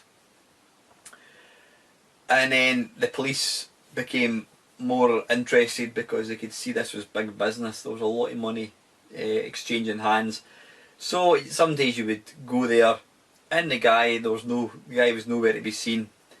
So you'd ask, you'd go back the following week. You were always disappointed because there was always games you wanted to get, and he always had everything. I don't know where he got the stuff. I think back then it was all like, was it bulletin boards or something? You know, it wasn't like the internet as such, but you could like download these games. So I don't know where he got them, but as soon as a game came out, he would have it, and sometimes he would have games that hadn't even been reviewed. So yeah, you'd go back there the following Sunday and you say, "Where were you?" "Oh, I got raided," or whatever it was, and the police would take away all their discs, and the next week they were back again. You know, they simply couldn't stop them. And these guys were making stupid money. I mean, serious money, you know. So that went on for a long time, and it got to a point they were becoming quite sophisticated. You had to know where the guy was. Where you would see him, he would be like the guy even used to bring his sons. In fact, it's quite funny because he used to get his sons, and even daughters, his young daughters used to kind of sell as well. I always remember one of his daughters was really nice looking. I thought she was really pretty, but you wouldn't have made any move because the guy who owned the stall, he had a broken nose. I think he'd been in prison, so you certainly wouldn't want to mess with him. But yeah, you used to get to the stall, and you actually had to go in the back. There was a kind of tarpaulin curtain. You lifted up this tarpaulin and you went round the back, and you would form a queue. There was all these other guys all standing, waiting to get served, and basically you would give your order, pay your money, and away you went. But I mean, I don't know. It actually depresses me when I think about how much I must have spent with him over the years. I reckon I've probably spent, I don't know, £1,000, something ridiculous. But again, as I was saying, for somebody, it was giving a pirate £5 or, you know, getting 10 games for like 20 quid, whatever it was, because what we used to do, I would buy so many games, my mate would buy so many games, we'd get home, we would copy each other's games. So I would buy 5 games, he'd buy 5, so for like 30 quid I would end up with 10 new games, which was excellent. Either that or one game, one original. You know, and I said I wasn't on big money back then. I'm not condoning what I did. I'm not saying it's right or wrong. Well, of course it's wrong, but excuse me. It's just the way things were. It's the way things were. So that kind of funded my Amiga games pretty much until I got rid of the Amiga. When would it be? Oh, I would say 1994 possibly, something like that. Still quite early on in its life. I got rid of my Amiga, I sold my Amiga, and let me think, I sold my Amiga and I think I did have a SNES for a short space of time. The funny thing is, I can tell this story again. I'm like a broken record. I'm like your old granddad that repeats himself. Screw in the wall. Don't let the dog in. In you come. Hurry up. You can at least say hello. That is right. Calm down. That is Archie. He's a West Highland Terrier and he's a pain in the arse. No pumping. Right, go and lie down. Go and lie down. There's a good boy. What was I talking about? Oh, blimey! Yeah, I'm like your old granddad that constantly regales the same stories over and over again about the war. Yeah, I decided I wanted to buy a SNES. It was the Super Mario All Stars pack thing. So I went up to the only place that sold it was Radio Shack. Now that was an American company. Excuse me, actually, you know what, I've got tea here and it is bloody stone cold. You ever notice you get a mug that you just like? I mean, my Homer Simpson mug, it's chipped. It's got a big chip in it. But I just like it so much. It's got a really, really nasty chip right there as well. But you get a favourite mug. Don't know what it is. I wouldn't want anyone to throw this out. Aye. I went up to Radio Shack and they had a SNES, the SNES pack. I think you could pay it up again. Because that's the thing. It probably sounds, there's a lot of you probably watching this thinking, bloody hell, why didn't you just buy it? But the money I was on back then was shit. It was really, really shit. And I was married at that point, and so my disposable income was not very much at all. So if I wanted to get anything, I had to kind of pay it up. So anyway, yeah, I went up to Radio Shack and I said to the guy, oh, I mean, I was embarrassed. I would be, I don't know what age I would be, 23, 24, maybe, but yeah, maybe 23, 24, something like that. I was actually quite embarrassed to admit that it was for me. So I went into Radio Shack and I said, I'm looking for, is it a Nintendo Mega Drive? The guy's like, Sega Mega Drive. I said, no, is it Mario? Oh, you're looking for the Super Nintendo, sir? I said, yeah. I says, oh, it's my nephew. My nephew's wanting one for his birthday. Aye. I says, yeah, I knew it was like a Sega Nintendo thing, whatever. So I went along the premise that it was actually for for my nephew, and bought this SNES. So I had this SNES for a short time, but eventually I was up at my mate's, and he had just got a PC. Now PCs, my mate Brian, the guy that gave me the copied games from my Commodore 64 way back, he had a PC, I had the Amiga. Now I always remember thinking my Amiga pissed all over his PC, and it did. Brian used to go on about how wonderful his games were. I don't know what he was playing, I can't remember what games he had. This is before like 3D Wolfenstein was out. But he went on about how wonderful it was a 386 that he had. It might have even been a 286, I don't know. But I had my Commodore Amiga and I remember showing him the demo Jesus on Ease, and what's his name, Brian was right into house music, dance music, and I showed him this Jesus on Ease demo and it just blew his mind. He's like, whoa, that is incredible. So anyway, back on track. My my mate Grant had got this PC, but it was playing a game called Doom. Now, I'd never heard of it. All I knew was it was meant to be something special. So I went up to see Grant, and sure enough, he had this game called Doom, and my jaw literally hit the floor. I just could not believe what I was seeing. This was a three-dimensional game with the most realistic baddies, terrifying, genuinely scary looking baddies. It was just, wow, this is amazing. So I decided once again to save up, and I bought myself a PC. It was a Pentium 60. It had 8 meg, not 8 gig, 8 meg, 8 meg of RAM. It had a 540 meg, not gig, meg disk drive. So your little, your little memory stick's probably got about 32 times the memory that the size of my hard disk back then. So I got myself one of them, and the rest, as they say, is history. Doom, discovered all these incredible games, amazing games. So that went on for a good number of years. Loved my PC. And then fast forward, I'm going to say up to probably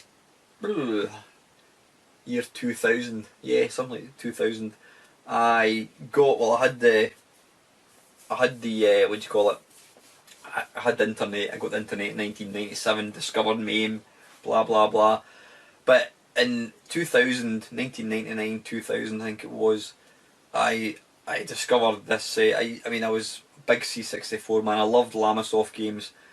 I googled Jeff Minter, and I found out there was a forum that kind of belonged to him called Yak Yak. So I signed up to this Yak Yak, and the funny thing was, back then it came up create a username, and I'm like, what username? So I put in like Alan Stewart, and it's like, in fact no, I'm talking pish. When I first got the internet and I was going to sign up to something, you had to put my username in, and I put Alan Stewart, and it's like, this has been taken. Alan Stewart 1, this has been taken. I'm like, what the hell? In fact, I think it said, don't use your real name, you come up with some other name. And I'm like, what the hell am I going to call myself? Now, just before that, I had discovered MAME. I thought MAME was amazing. Now, my mate Grant, who had the disc, who had Doom, there was a term, a frag. If you kill somebody, it's called a frag. Now, Grant was quite good at Doom, so he became known as the Fragmeister. So I'm sitting there thinking, what can I call myself? And I saw I had a floppy disk with MAME in it, and I'm like, I know what, I'll call myself MAME Meister. That sounds good. So there it was, MAME Meister. So that was it. So that's why you're watching MAME Meister now. It's just it's a name that I made up on the spot, to sign into a forum, and it's just stuck with me.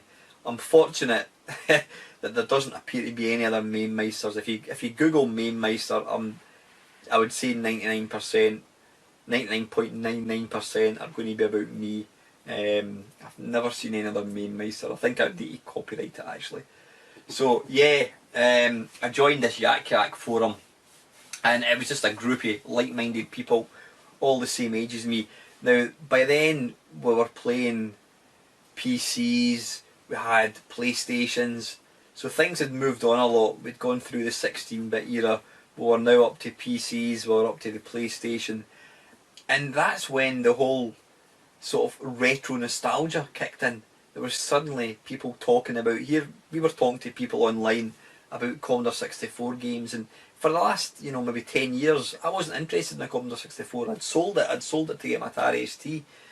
So I wasn't interested in a Commodore 64, but fast forward to the year 2000, and here were other people talking about the Commodore 64. Oh, do you remember playing Drop Zone? Do you remember this game? Do you remember that game? And obviously, being Jeff Minter as well, he used to frequently add in his comments. So it was incredible being able to talk to people about all these old games. But one guy, Mark Racing, who was one of the guys on Yak Yak, he came up with this event he decided, why don't we all get together and we'll bring along, some people had some old computers like Commodore 64s. Now, I'd never seen a C64 since probably 10 years before that. So we all turned up. Mark hired a pub for a couple of days and he called it Retrovision. And we all went down to this pub over the weekend and we got pished and we played video games, and it was just, wow, here was a Commodore 64. I've never seen one of these before. Well, I've never seen one for 10 years. I was playing machines like the Vectrex. I was playing all these machines that I hadn't seen for 10, 15 years. It was just incredible. So fast forward probably 2, 3 years, maybe 2003, 2004. By that point, I had a PlayStation 2, I had my PlayStation, I had my Xbox. There was a guy on the, no, it was Way of the Rodent forum. He made a post and says that he's got a large collection of original machines. Would anybody like them? So of course I went into this thread, and basically this guy had about 50 different machines, and rather than sell them, he said he would rather give them to people who he knew would appreciate them. So he says, who wants what? So I put my hand up and says, oh, I would love a BBC and a VIC-20. So sure enough, a few weeks later, a parcel arrived at my house, and it was a VIC-20, a BBC Master, and also a Dragon 32. And getting to it, I'd used a BBC at school. It wasn't a BBC Master, it was just a standard BBC Model B. I'd used a BBC at school, and here I was, I had a BBC. It's like, wow, I've never ever owned one. I could never afforded one back in the day. It was like £400. Could never afford one, and I'd been given 3 machines. I'd never had a VIC-20, never owned a Dragon 32, and that opened my eyes to the fact that you could buy proper hardware. I mean, one thing I've not mentioned was, for years when I got the PC, my hobby became not so much PC games but emulation. I'm not even going to go into that. That's a one for another day. Emulation. I got massively into emulation, from the C64 to the Spectrum to Atari. All these machines, I really got heavily into emulation. So I never for 1 second thought that people would want to use real hardware, not when you can play the games on your PC. But getting these original machines made me realise just how wonderful it is, how much a better experience it is playing games on the original hardware. So that got me thinking, wait a minute, let's have a look for a Commodore 64. On eBay, bang, Commodore 64, Spectrum, Amiga. And then over a period of time, people got to know that I was the sort of like the retro guy. I was the guy that loved all these computers. Other people were more interested in playing their PlayStation 2 or the Xbox 360. I was more interested in playing Oric games or ZX81 games or Mega Drive games. So people very generously started to give me hardware. I'm trying to think, I mean, I got an Amiga 1200. I got my first Atari 2600 for nothing. I've been given loads of machines, but saying that, I've also bought loads through eBay and various kind of Facebook pages. I've managed to really build up my collection. And fast forwarding right up to 2016, I'm now sat here in my wee games room, and it is very small. I have got a silly number of machines. I mean, I'm looking at here, I've got my Virtual Boy, Game Gear, PlayStation 4, PlayStation, Jaguar, Xbox 360, Wii, PlayStation 2, Dreamcast, Saturn, 3DO, Atari 130 XL, I think it is, XE, sorry, BBC, GameCube, Spectrum, Mega Drive, Amiga, Commodore 64, PC Engine, Xbox, PS3, ColecoVision, Atari 800, Amstrad GX 4000.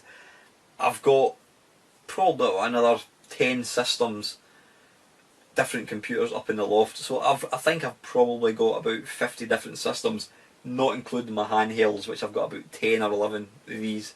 So yeah, that is in a nutshell, an hour, whatever it was, in a nutshell, that is my history of computers. It all started with, I wouldn't say seeing Pong in the arcades, that wasn't really something, or Pong in the Edinburgh airport. It was more my granny buying me the Pong machine, and then the Atari 2600 getting advertised on TV. That was when I'm like, oh, this is what I want to get into. And here I am, 40 years later, 30 years later, I think it would be, yeah, 35 years later almost. I'm just as much, if not more, into the hobby. You know, the fact I've got a bloody YouTube channel all about playing old games says it all. So, yep, that is my history, my life, my video game history. Yep. Right, this part, guys, I want to I want to talk about, try and pick 3 videos that I've made that I'm sort of I'm most proud of, that I like, are my favourite videos that I've made that are my favourites. Now I know there was Novabug. I'm sure he did a Friday Foursome, I think it was, but you had to name your 3 or your 4 favourite videos. But I'm going to do this again because I think it's kind of relevant to this kind of special video that I'm doing anyway.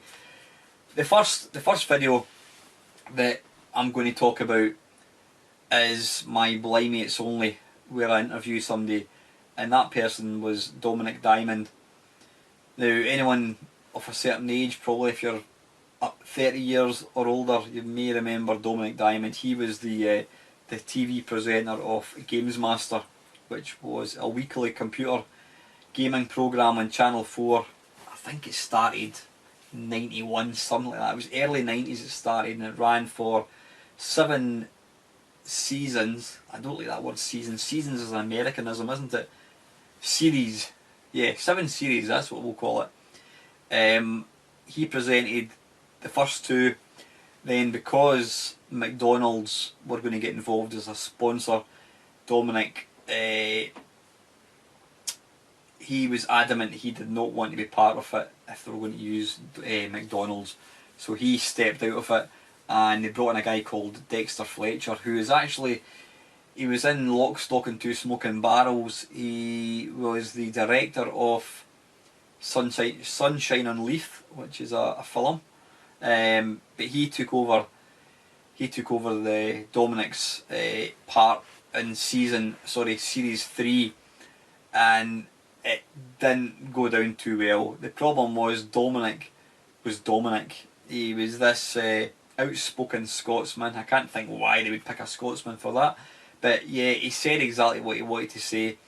And looking back now, you realise the double entendres. I mean, he really ran close to the edge with the stuff that he used to say. You know, he would talk about telling some wee boy to go and play with his joystick and stuff like that. You know, you need to watch it. There's plenty of videos on YouTube for Games Master. But so yeah, I was a fan, a massive fan of Games Master. Really loved it. You know, it was essential. I think it was a Thursday night. I think it was Thursday night viewing, and yeah, absolutely awesome. And like everybody else, I was gutted when it eventually finished, because as the more series we got into, the more risky the humour was. You know, it just absolutely brilliant, really good fun. You know, it was a kind of programme though that it was clever, because I mean, when I interviewed Dominic, he did say to me that Channel 4, as far as they were concerned, it's a game about video games, so they never bothered to actually look to see what it was like, you know, what was getting put out there. If they'd actually watched it, they'd have probably thought, right, pull this guy from the air, we can't have this, you know, the complaints. But it appealed to kids, because they probably didn't, a lot of the sort of the smutty humour went straight over their head. But it also appealed to guys like myself who were sort of early 20s, because it was like, it was really risky, it was brilliant, you know, it was like Viz sort of humour, toilet humour, really good. But anyway, to get back on track, with the advent of social media, I sent Dominic Diamond a friend request and he added me to Facebook, which was excellent, which was a bit of a, a bloody hell moment. And then I would read what he was putting on his Facebook, and then he mentioned about he was training to run a half marathon. So I started commenting on his videos, and I was running a lot. I had done a marathon at that point, and I got talking with him through Facebook, and he ended up he was looking for a training program. So I ended up getting his email address off him, and I sent him a training program, and talking to him through Messenger, and that was that. And then when I started off this Blind Mates Only, I thought, I'm going to ask him, and I thought, what's the worst that can happen? He can only say no. So I plucked up the courage and I sent him a message, and I think it was a couple of weeks went by, I didn't hear anything. Then out the blue I got a message from Dominic Diamond. I'm like, whoa, the heart's beating, like Dominic Diamond. And he basically says, yeah, listen Alan, he says, as you probably realise, he said, I do get quite a lot of requests for interviews because of Games Master. He says, I'm not really interested in talking about these days anymore. He says, but however, you're a Scotsman and you helped me out with the marathon training, so for that I owe you a favour, so I'm quite happy to do it. So we arranged a date. Dominic, because he was going to be working in the studio, he couldn't do the live kind of video.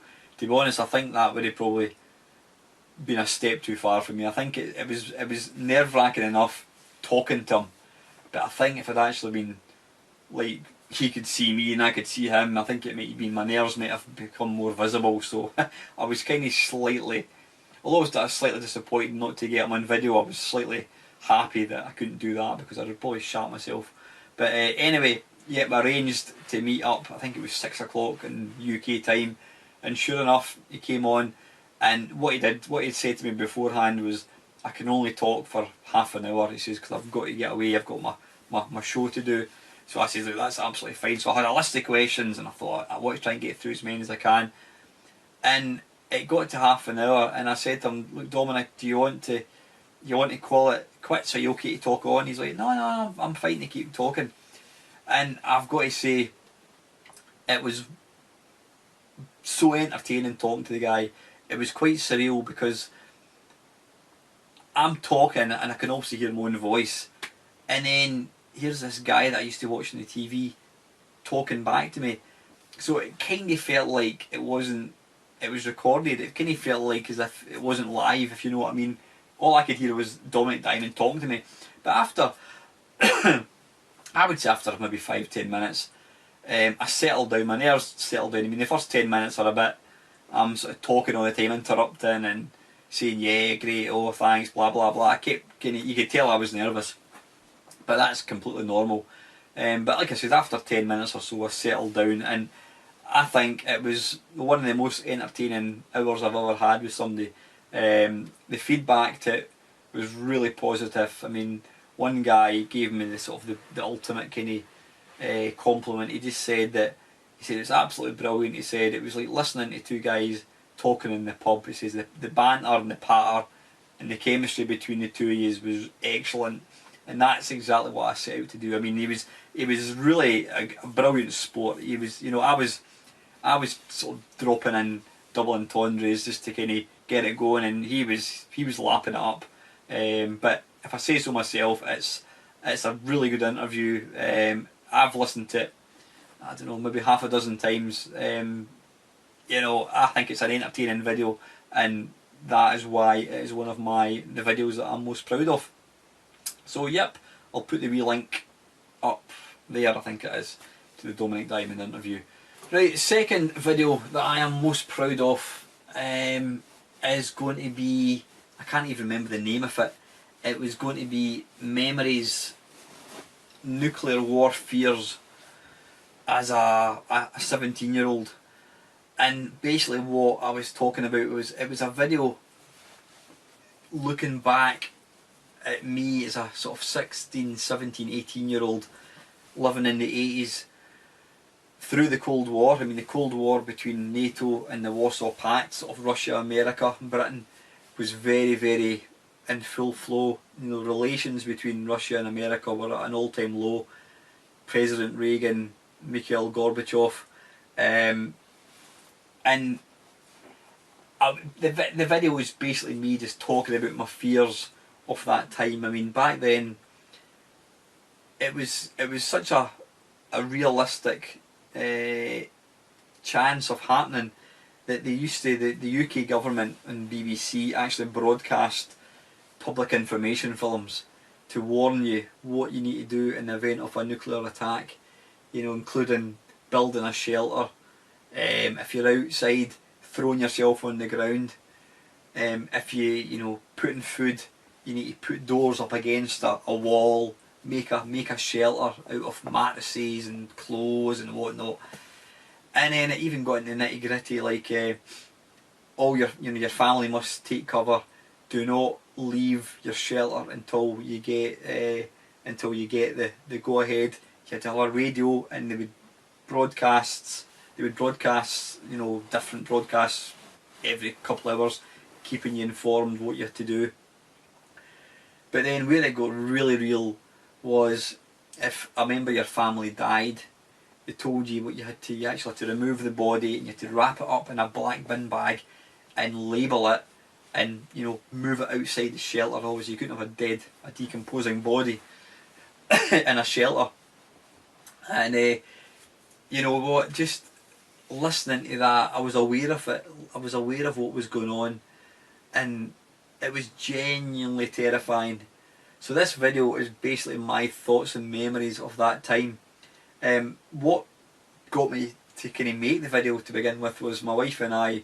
There's actually a shelter, an underground nuclear shelter, it's in a place called Fife in Scotland, and it was basically built in the event of a nuclear war. Certain government officials and certain people would be taken to this bunker, which was about, I don't know how far deep down, maybe half a mile underground, and it was a complex of rooms, and, you know, they had beds, and they had somewhere to eat, and they had a room where, like, the commissioner, the main guy, he was in charge, and they had all the operations with the maps, and we went there. You can actually, it was actually somebody bought this house. The funny thing about the bunker, you wouldn't know it was there. All you can see is this little cottage, this tiny wee cottage, farm cottage, and you go in, and it's just a normal cottage, not particularly big. But then you pull back this wall, and then you've got this big tunnel which just goes all the way down, and then you get to the bottom, and it goes even further down, and it keeps going down, and then you've got steps. You go down these stairs, then you come to what's called the blast door. Now this blast door is literally that thick, massive door. Once that door's locked, it's locked. There's nobody getting in. Anyone in the inside is there because the government have told them you must be there. You've got your own role to fulfil. So this this person about 10 years ago bought this cottage, and it was only after he bought it he discovered there was a massive bunker underneath the cottage. And then through funding from the government, the bunker was actually built just after the Second World War. I mean, the Cold War was going on through the 50s, and then I think it kind of calmed down a wee bit. But then, after it was like, after the Cold War thawed in the, I don't know, 60s, 70s, whatever, it was used for, it was used for training and that kind of stuff. But then in the 80s, when things started to get a bit kind of risky again, they turned it back into an actual nuclear bunker. So this guy bought it as a farmhouse, not realising that this was underground. So that video is basically my thoughts and memories about how it felt, and then I look at video games that were out at the time, which were all quite poignant considering what we're actually going through. And what's slightly worrying now is the fact that things at the moment in the world aren't the greatest, you know, with Russia and Syria and things, and I'm not even going to attempt to get into politics, but, you know, I actually made I was actually getting quite down in the dumps about the whole, you know, threat of nuclear war a few months ago. But I think things with the Donald Trump thing and that, I think things have settled in a wee bit. But I'm not going to start talking about that. But that video, it was quite a depressing video to make. It took me quite a lot of time to put together. But I'm quite proud of it. I think it's a statement of how I felt as an 18-year-old teenager, you know, growing up in Britain during that period. So go and check it out. I'll put a link to it. I think it's Nuclear War Fears of an 18-year-old, something like that. I'll stick a wee link to it up above.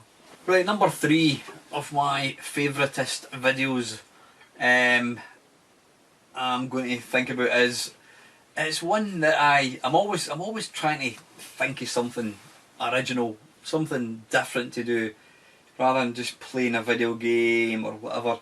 I'm always thinking of different things. One video that I quite liked, but this would be number 4. One of the ones I came up with was, I played some SID tunes, Commodore 64 demos, and I spoke about why they were a favourite of mine, and you know, for the reasons, you know, what kind of emotions and that kind of stuff that it took me back when I listened to a certain tune. It took me right back to a certain period of my life, and I was just talking about it. It was, what was quite unusual, it was the one and only video that I made where it was a black screen. I should have actually put it out as a podcast. There was no, I don't think there was any video to actually look at it. It was all about listening rather than looking at anything. So that was one of them. But the one I'm going to talk about, it's the history of the Commodore 64 loader. Yeah, you cannot get a drier subject than that. But again, it was one of these things. I was sitting one night, and I think I was using my C64, and I was loading up a tape image, and it just got me thinking about the different loaders that I used to experience when I had my C64. I mean, I was old enough to remember getting a computer game, and you know, the early days, the first couple of years of Commodore 64 tapes, they used to take 10, 15, 20 minutes to load. I would say easily 10, 15 minutes, depending on the tape. And that's because it was the way it used to load. Apparently it used to load a game twice.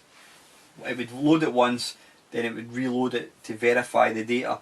And if you were clever, you could actually press one of the buttons, run stop, and type and run. But anyway, that's by the by. So that was the very first kind of tape games. They had no turbo loaders. Then some clever guy came up with a turbo loader, which loaded the game in a much less time. And so this video that I put together was basically just a kind of timeline of C64 loaders for tape games. Now, there's a lot of loaders that I missed out. I mean, the funny thing is, I find about YouTube is you put together a video about this, that, and the next thing, and there's always somebody that goes, "Oh, you didn't include this, and you missed that out," and you know, you need to understand that we're not experts. We don't work for the BBC. We just work for ourselves. We're just ourselves. We're amateurs, and any video that I put together is never a definitive list. You know, there's always stuff that I'm going to miss out. But this C64 tape loader, I basically included every loader that I can remember, going from the early Nova loads, like stuff like Encounter, then through Pavloader, which was like the early Ocean loaders.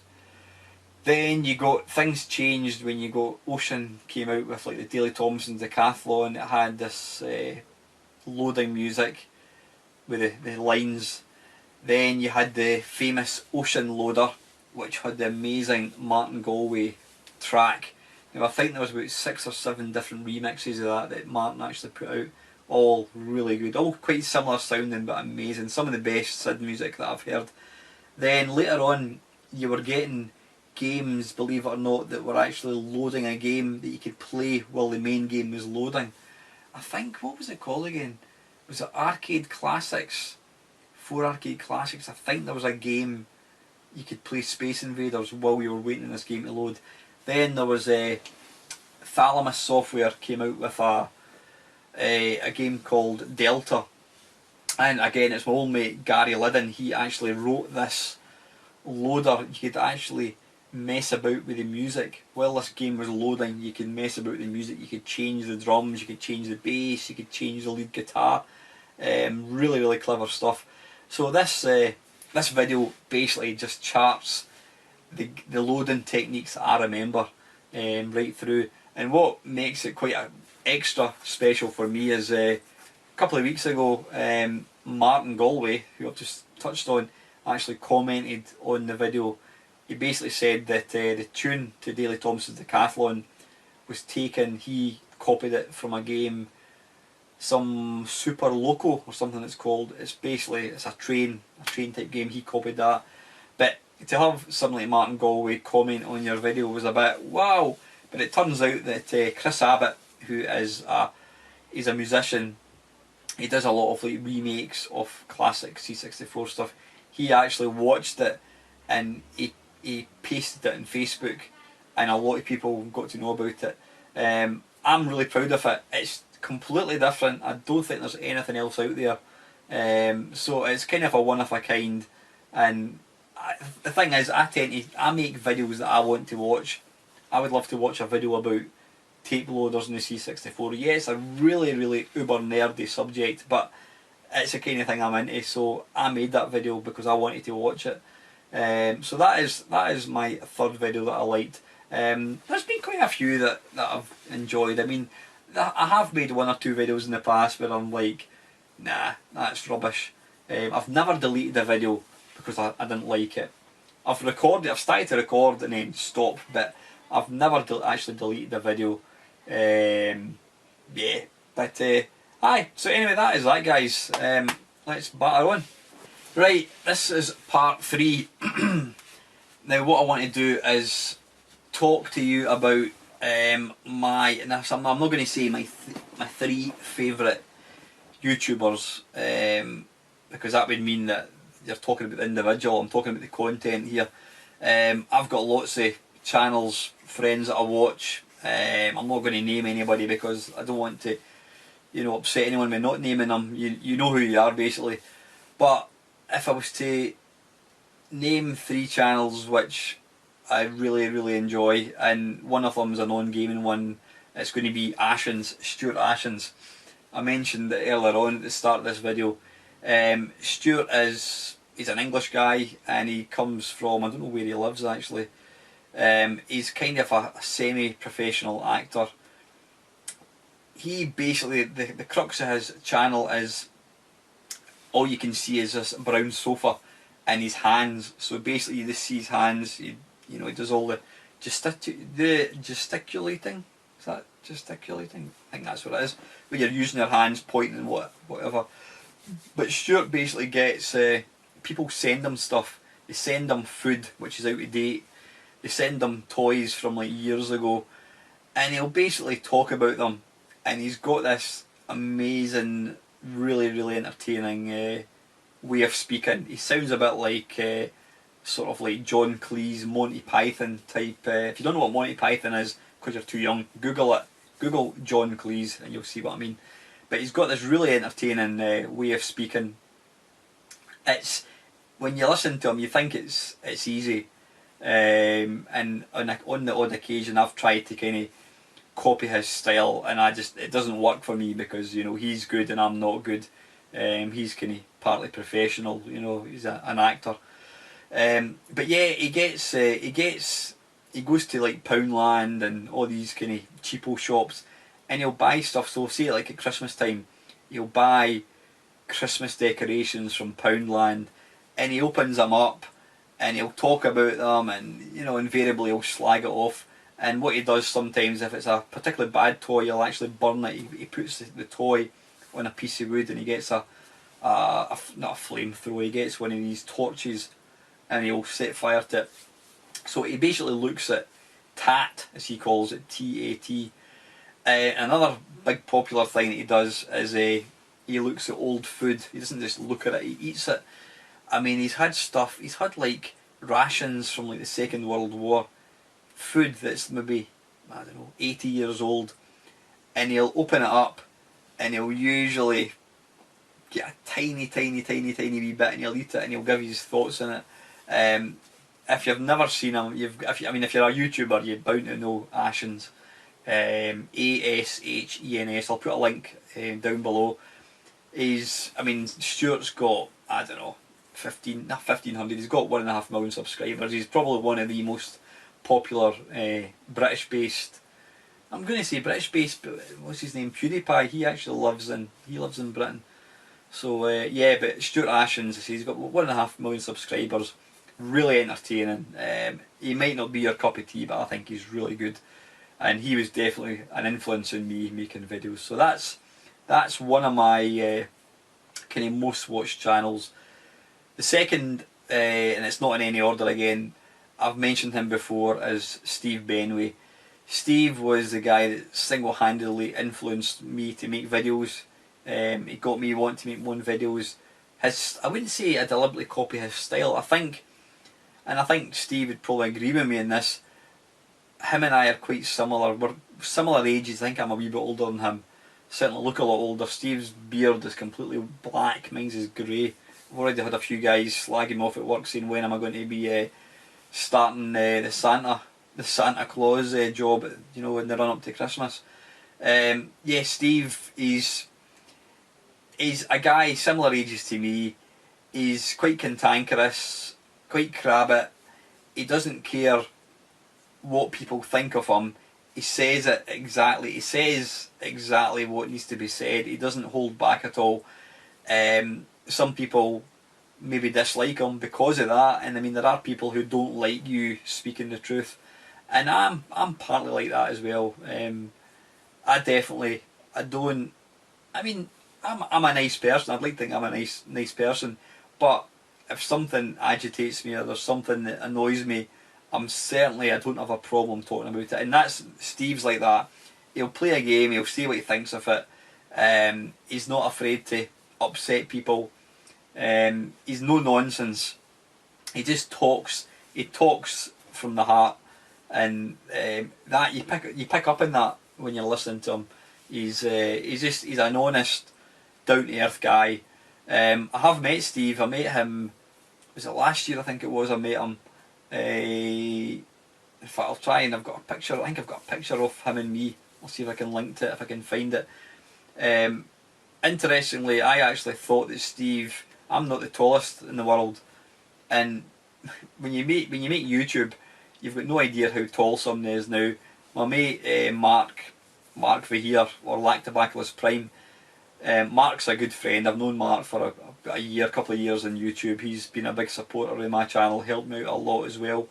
As was Monkey Spaz. It was Monkey Spaz that actually put together my intro, which I personally think is one of the best intros out there in YouTube land. It got nothing to do with me. It was Monkey Spaz that put it together. But yeah, Mark Lactobacillus Prime. Mark must be, and you may correct me in this, he must be, I don't know, 6'4", something like that. He's huge, absolutely huge, but he doesn't look like that in his videos because all you can see is his head and shoulders. And it's the same with Steve. I had no idea how tall he was, and I was very, very surprised at how little he is. But as Steve quite correctly pointed out, he's still bigger than me. So yeah, you can make your own mind up when you see the photograph. I've probably already posted the link to it. But yeah, it's unfortunately Steve. He's got probably one of the most impressive collections of old hardware. Steve has been collecting hardware long before it became popular. He was collecting hardware in the 90s. Nobody in 1990 was interested in a Jupiter Ace. It was junk. Now people would kill you to get a Jupiter Ace. So Steve was picking up stuff for not a lot of money. Some of the machines he's got are just incredible. So he's got the Jupiter Ace, he's got some real fantastic kind of finds. So he's got a great knowledge of these systems. Although Steve always admits, if you want technical info, go into Google. Don't ask him. Somebody else has already probably done the hard work. So yeah, as I says, Steve, he just because he's at uni. he's studying for a degree, and he doesn't have as much time now to make videos, so his content has definitely dropped a lot. He doesn't do the Friday talkie anymore. They were saying that he did do a couple in the last month, and myself plus everybody else got really excited thinking, excellent, the Friday talkie is going to be coming back, but Steve says no, it's not. This is a one-off, you know. So, but Steve has got so many videos. Go and have a look at it. I'll put the link to his channel below.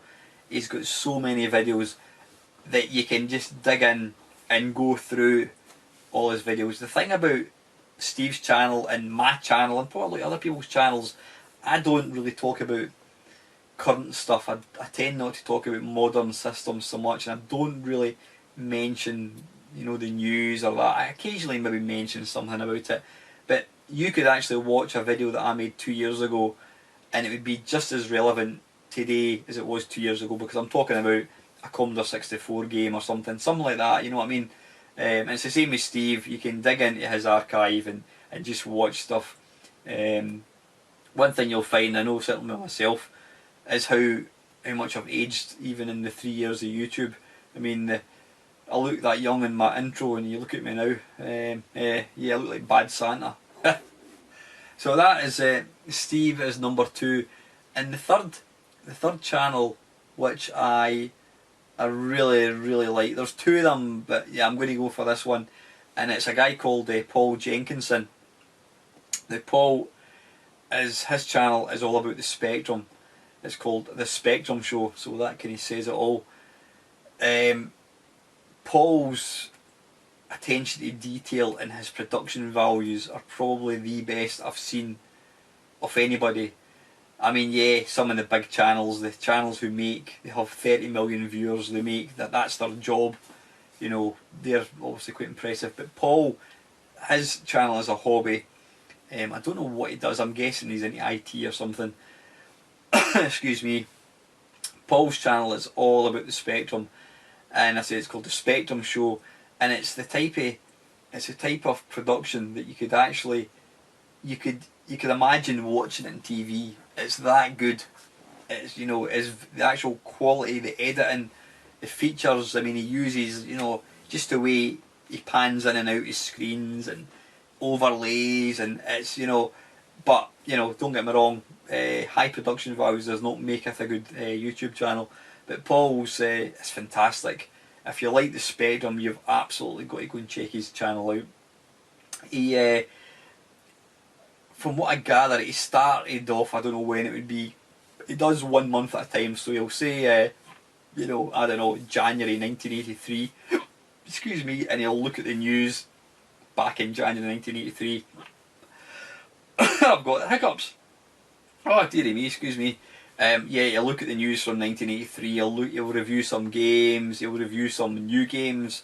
He does a thing called Type in Corner. He'll look at a game that was published in, like, maybe computer and video games, and he'll talk about the code. Then he'll actually let you see the game running as well, so I don't know if I think he's typed it in, I think you can actually download it as well. But it's an absolutely awesome channel. It is so good, you know, his attention to detail is phenomenal. I'm going to throw in a cheeky fourth, and it's Vectrex Rolly. Roland is Austrian. Yeah, you're Austrian. I think I called you German before. Roland is Austrian, and he is, well, he kind of concentrates on Vectrex. He is the quintessential Vectrex person. If you've got anything you want to know about the Vectrex, then you absolutely have to go to his channel. He also loves his Virtual Boy. He likes some really obscure, and you'll not mind me saying this, some really quite awful systems like the Philips Video Pack, stuff like that, and he reviews like EverDrive cartridges and that kind of stuff. But yeah, I'll put a link to it below. But he's another one. He's got a really good sense of humour. Him and his wife, he gets his wife involved in videos. She plays the part of herself. She's like the moaning wife. He tries to hide parcels that he gets from eBay, and she'll usually find them and you know, confiscate them, whatever it is. But yeah, Vectrex Rolly, if you've never watched his channel, go and check it out. Absolutely sublime. So, and listen, that is my my sort of favourite YouTube channels. I've got loads more. I could go. I mean, I could literally make a 10-hour video just talking about what channels I watch. But these are the three. These are the four that I really enjoy watching. These are the ones I go to all the time. So go and check it out. Right, I couldn't let this 1,000 subscriber special go past without a competition. I've never done any one of these before, and I thought it's only right that I give something back to all the tremendous support I've had from every single person over the last 3 years it's been. So what I've been racking my brain trying to think of a good competition, something that's not going to be too easy, but it's not going to be difficult as well. I mean, I was thinking about, like, you know, getting people to make a video, but the thing is, not everybody that watches my channel has a video, their own YouTube channel, so I didn't want to narrow it down to just these people. I want everybody to be able to take part. So what I'm going to do, guys, is I am going to play 3 games of Berserk. Now, I did put a video up. In fact, I suggest, if you've never seen me play Berserk, go and have a look at the video that I put up a couple of days ago. Is it I Want to Be an Arcade Champ Berserk? I put up a few days ago. What I'm going to do is I'm going to, probably tomorrow at some point over the weekend, I'm going to play 3 games on my main cab of Berserk. Now, what I want you to do is to try and come up with a total score that I would score for all 3. So if I scored 10,000 on each game, that would be a total of 30,000. So try and guesstimate what I will score in total over 3 games of Berserk.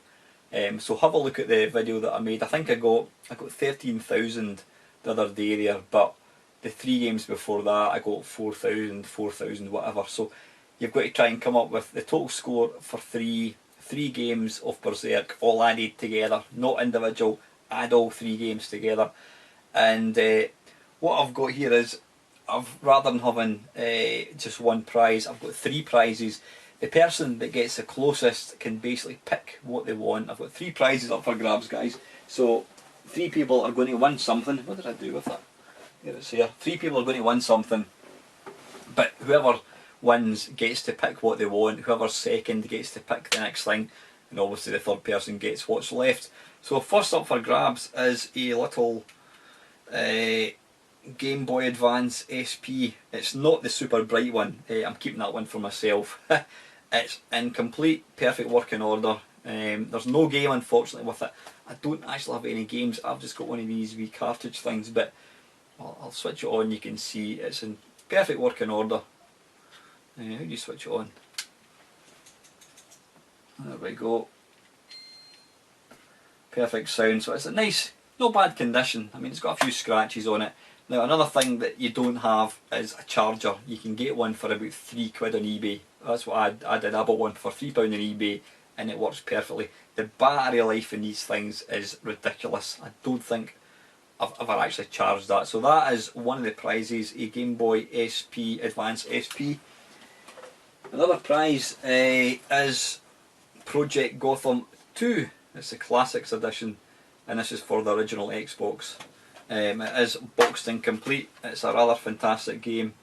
It's got, you race along Princess Street in Edinburgh, and that's one of my favourite games. So there we go, Project Gotham 2 for the Xbox. I don't know if it works in the originally in the Xbox 360, probably not. And the last prize, hide the sticker, it's the Atari Anthology, and again it's for the Xbox. I do apologise if you've not got an Xbox. I was basically looking for some doublers, but they're actually pretty good games. So it's got 85 games, all different sort of arcade versions of Asteroids and that kind of stuff. So that is the prizes, guys. These Game Boy SP plus these. So again, try and guess what my total score for 3 games of Berserk will be. I'll play it in the next couple of days, and then I'll post a video up of me playing it, and then we can see who wins first, second and third place. So that is it, guys. That is the very, very last thing. It just leaves me to say once again a massive, massive thank you to all the support that I've had over the years. It's been phenomenal. There's been quite a few people that have stuck with me from the very beginning, and I really appreciate them doing that. I always say that these videos, I don't view it as my channel. When somebody starts getting arsey, yeah, it's my channel and I'll kick them off, but it's all about having fun. Yeah, I'm the kind of person in front of the camera or behind the camera, whatever you want to call it, but it's about getting interactivity, getting us to talk about games, reminiscing. You know, the old nostalgia is a wonderful, wonderful thing.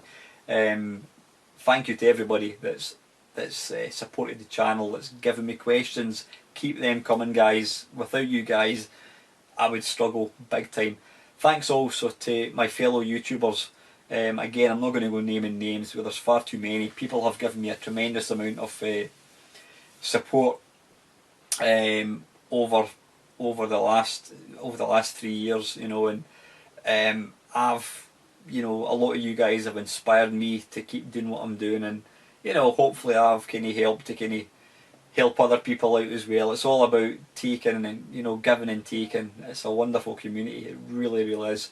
I've met in real life some wonderful people, and I've also got some guys that I class as proper friends. I may have never actually met them before, but I look upon these guys as being proper friends. You know, we've got the same interests, real decent people. So anyway, I'm not gonna do a Glenn Close acceptance speech for my BAFTA or whatever it is, and I'm going to wrap it up as usual, guys. If you haven't subscribed, please feel free to like, comment and subscribe, and finally, thank you very, very much for watching.